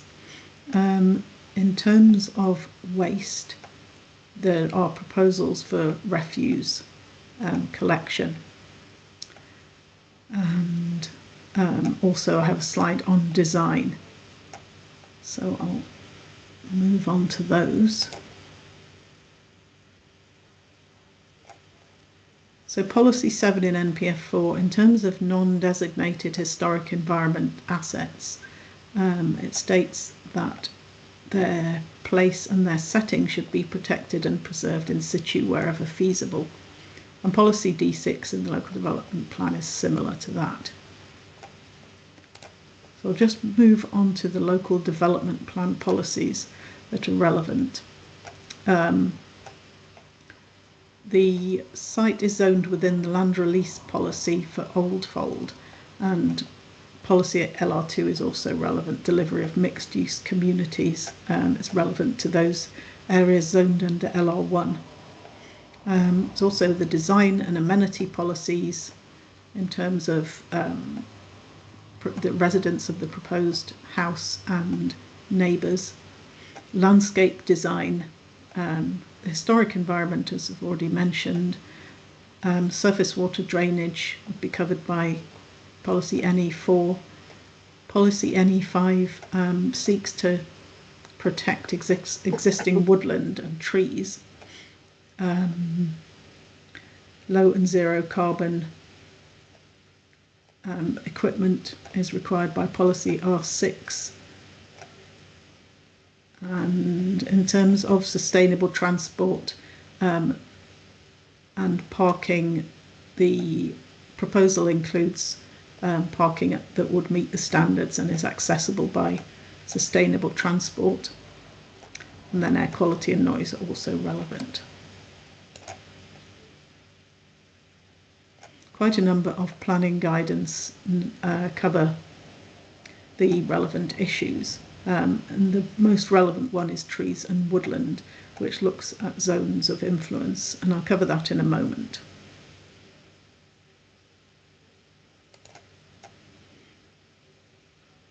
So this is from the planning guidance on trees, and it states that impact assessments should detail these factors, and it states structures should not be sited within root protection zones. There should be opportunities for new tree planting.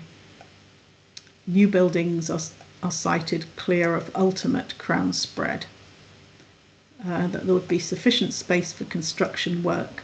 The effect of the proximity of trees to buildings, daylight into windows and gardens of the existing and the future tree height and spread, and also consideration of the perceived risks to safety and the dominance of trees over properties. Requirements of infrastructure, any changes to ground levels, and the effect of the proposed development on amenity values of trees on or near the site, with mitigation measures being recommended to avoid tree loss, and also taking into account future pruning requirements.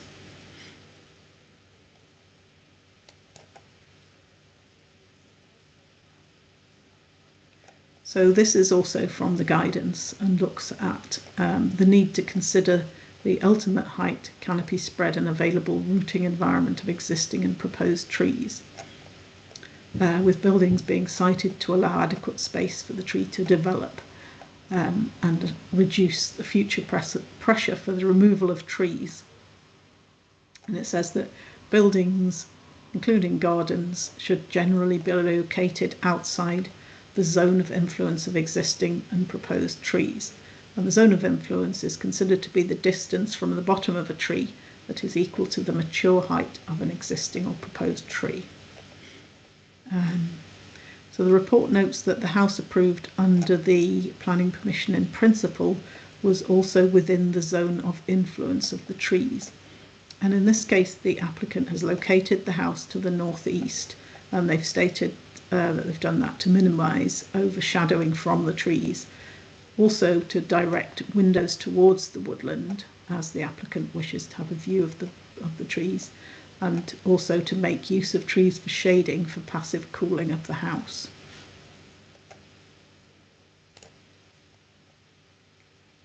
So in terms of design, this covers policy 14 from NPF 4. So there is the 6 qualities of successful places. And they include making good use of green infrastructure, creating pleasant environments, supporting natural and built spaces, well-connected networks, distinctive design in terms of the scale, sense of place and materials of the building, sustainability, and also adaptability, the long-term value of buildings, and allowing for flexibility so that they can meet the changing needs and accommodate different uses over time. Policy D1 has similar 6 qualities of successful places.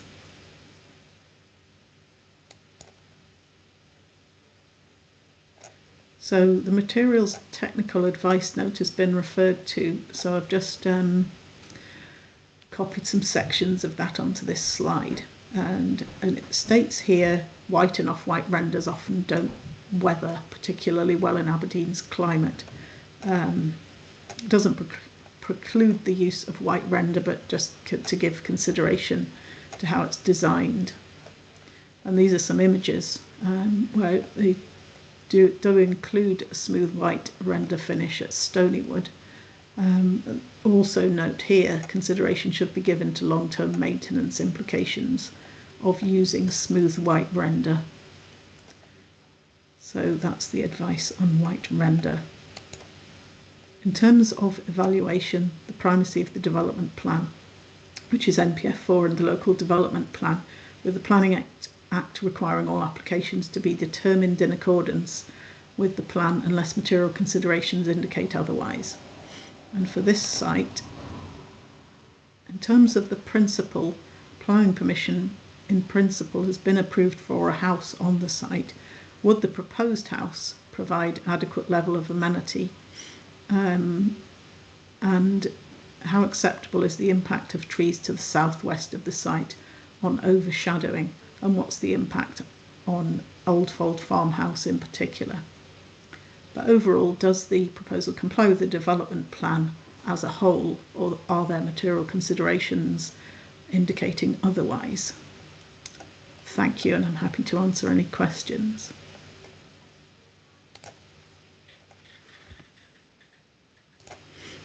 Thank you very much. In relation to the previous planning in principle and this application, obviously there's a little bit more of a contention with the trees. Is that mainly due to the orientation of the property overlooking the trees? I think that's what the applicant is actually seeking, is that connection with the woodland.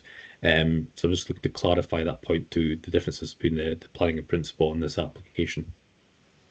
Yes, I mean, the planning permission, this is a full application, so but obviously that's a material consideration. But yes, that was an indicative plan only, so although they had applied for MSCs for the tree condition and drainage, they hadn't applied for the details of the house. So this application is now a full application.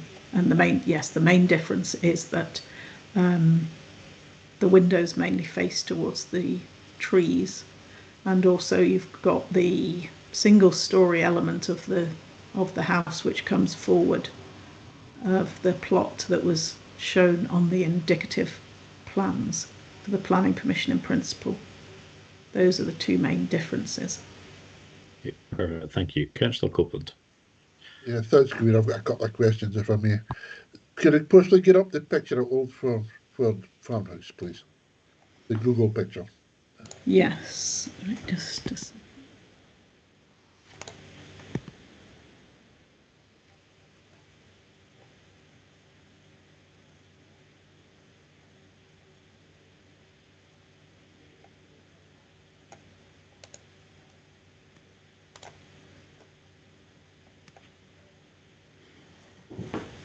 Right. Now, you said in the clip that there was 2 metres. 2 metres. Is it 2 metres for that wall? Or Yes. Is it 2 metres from the building? 2 metres from the boundary. So Okay. Now, and that's a patio, is that right? That side? no, the patio's the other side. That's it's just a path. I can see if I can just pull up Because the building's at 90 degrees to that one. Yeah? Is it the 90 end degrees? elevation. It's a long rectangular building, so it's a different shape, with the front being here of the 2-story part of it, but then the single-story element would come forward and there would be the garage here. Yeah, So what I'm saying is for that one's sitting there facing down the way, the other one's at 90 degrees to that, facing towards the trees on the left-hand side, and the back of the building is facing towards the farmhouse, yeah? Yes. Right. Okay. I never looked at plans how many windows were coming down facing the farmhouse, but that farmhouse is a solid wall, isn't it? There's no windows in that wall. That's right. Yeah. Okay, that's fine. And is there any TPOs in any of these trees, do we know? No. Those ones are outside the site. Yeah. So, not in Okay, the that's right. Thank you, applicant's Lucy. control.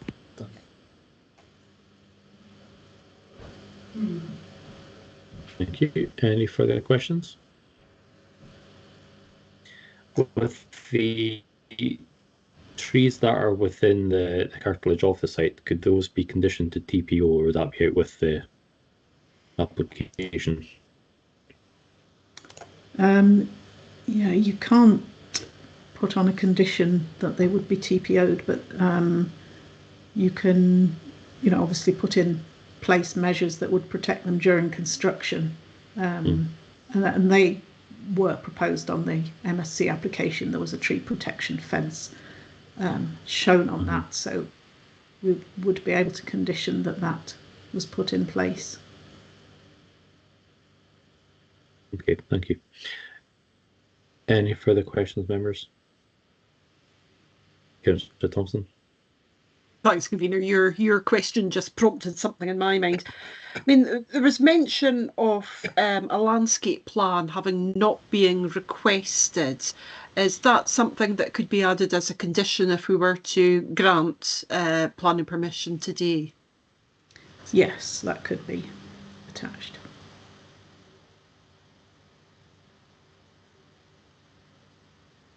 Thank you very much. Any further questions, members, on regards to this one?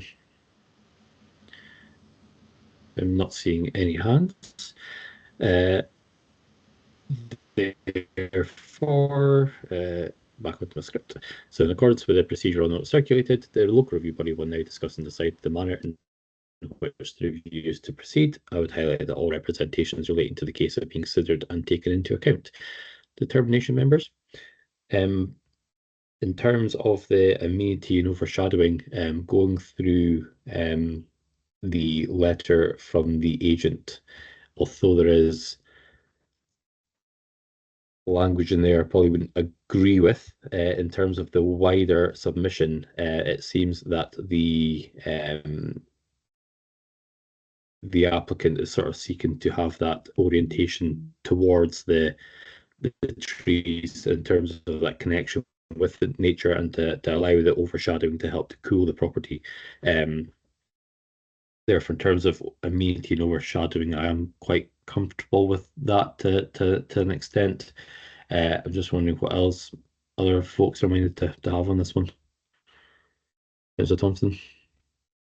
Yes, I would agree with you there. That seems to be a property that the applicant, the owners actively want, and plus the trees are deciduous. So when solar gains at its most important, perhaps in the winter time, they will get that. But if it's with climate change and global warming, that perhaps it might be advantageous to have that cooling effect in the summertime when the trees are in full leaf. Yeah, and certainly with aspect to policy 7, in relation to the farmhouse and the historic nature of that site, it is now completely surrounded by new or housing, especially with Tornadee. That's been quite upgraded, a lot of modernisation in regard to that site as well.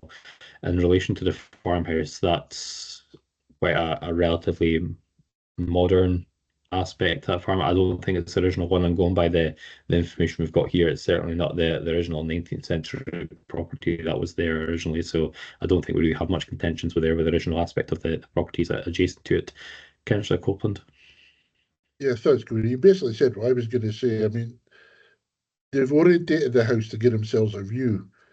Otherwise, they're looking at a building, a housing estate, the other way around. So I haven't got a problem with the trees and the view, and as you said, environmentally, it might be beneficial to have the trees there, looking at the house.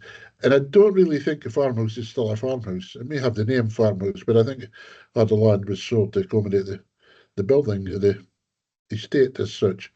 And there's no windows on that side of the house that are facing the proposed development. So from that point of view, the amenity of the farmhouse is not being affected as such by it. So I'm thinking along the same lines as yourself, actually. Yeah. Thanks.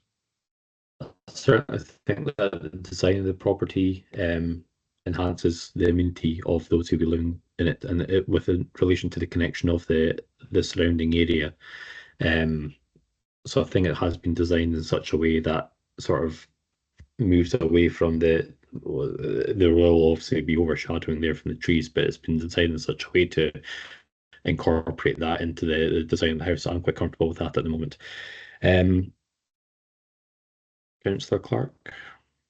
I've been looking at page 264 of our pack, and not for the details, but more for the photograph use of it. And I find it has got no detriment to the old farmhouse. It's not a serving farm. The windows are looking down towards the road that's coming up. The garden's fenced off. Everything in that area is new looking, and that, like Councillor Copeland said, that is not the original farmhouse. That's had a lot of work done on it. Really, I'm happy to go with this. Okay, I think we're all similarly minded on this one to overturn the officer and to approve this application. Therefore, we're now to look at conditions. Ms. Green.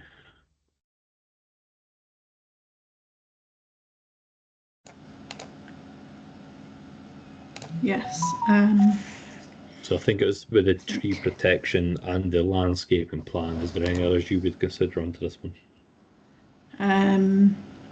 Well, I would add, or I would suggest we could add about biodiversity into the landscaping plans as well. And then, yes, as you say, the standard tree conditions and protection barriers during construction. Yep, I'm certainly content with those. How are others minded? Yep. Yep, I'd be happy with that. Okay. That's great. So therefore, the local review body has therefore agreed to unanimously overturn the decision by the appointed officer. That brings us to an end of today's meeting. Thank you very much for everyone's attendance today, and that the decision notices from all the other applications will be issued in the forthcoming days to all the agents or applicants. Thank you very much for your time, members, this afternoon, and have a good day. Thank you. Thanks, Kieran. Cheerio, everybody.